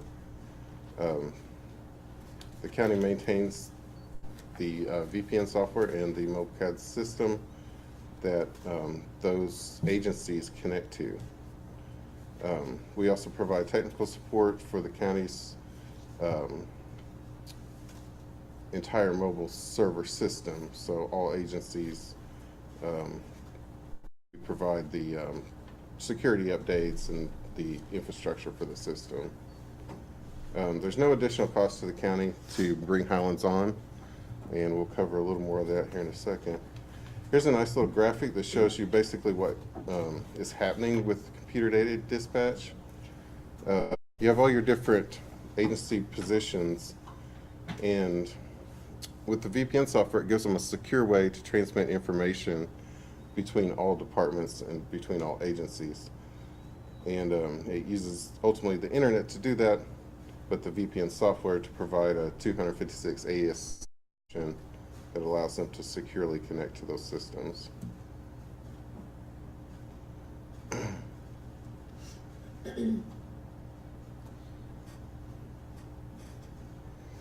So there's a couple of advantages of using the mobile CAD software.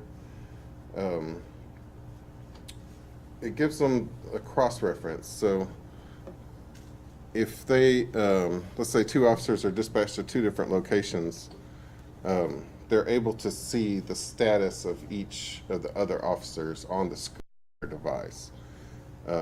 So when they would normally have to call in a radio and ask, more information, that information will already be there on their screen.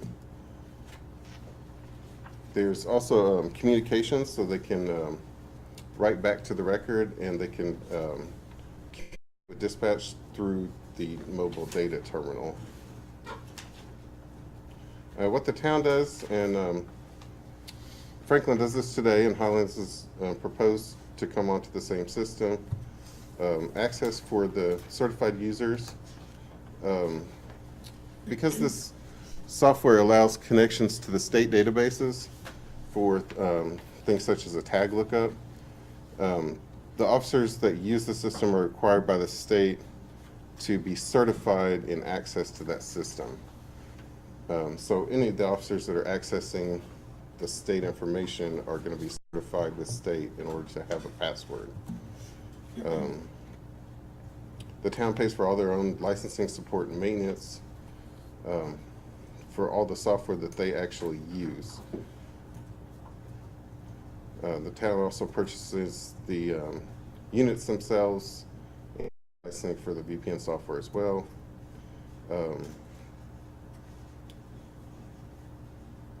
They are also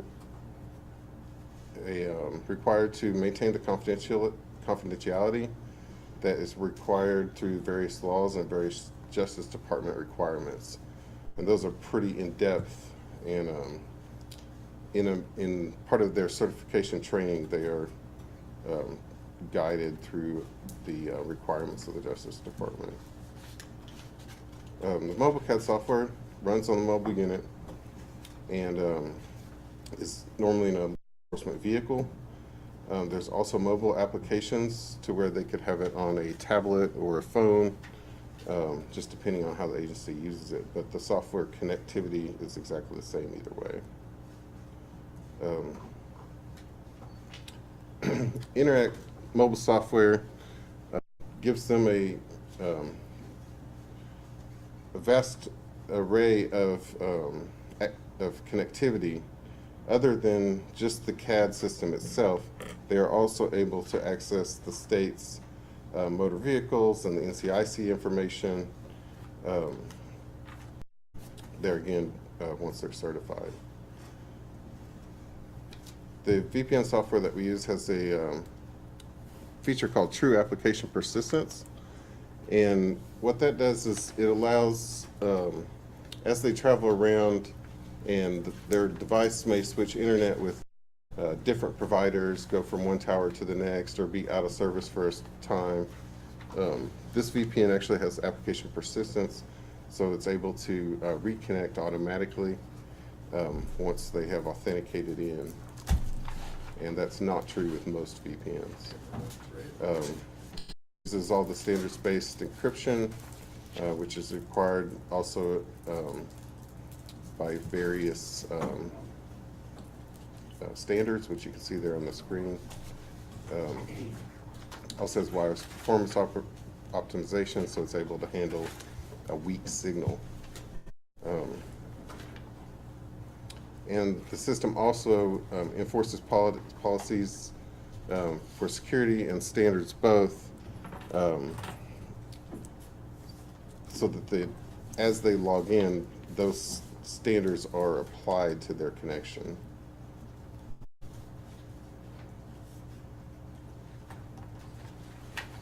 So what I'm just asking you today is that you will approve the county manager to enter into an interlocal agreement with the town of Highlands. Franklin has been online since 2013 and have been really at a good advantage to how they're using the system, and Highlands has been able to procure some grants and some things to allow them to make their initial investment. So that's all I've got this evening, and if you will consider to allow Derek to enter into the interlocal agreement with Town of Highlands, then they can continue on with their advancement of their technology. Has Highlands agreed to it, Mr. Manager? They've expressed interest over the last year, really, and they did a lot of groundwork. We provided quotes of how much their portion of their software would be, and they used that in their grant application. So they specifically have been granted a certain portion of their funds to be able to make their initial. At the end of the day, Simon, isn't this just better communication, means better protection for citizens? It does, and it also reduces the load on the dispatchers.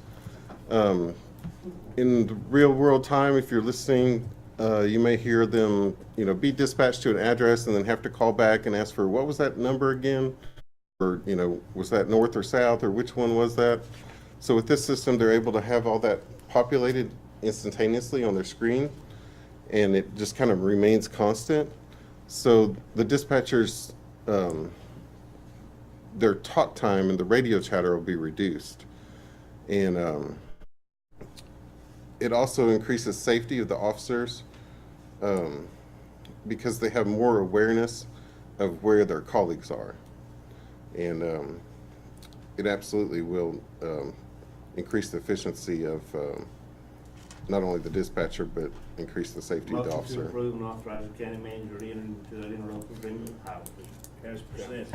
this As evening. presented. We have a motion on the floor? Second. A second, all in favor? Aye. Thank you, Simon. Anybody needs to pull or would like to?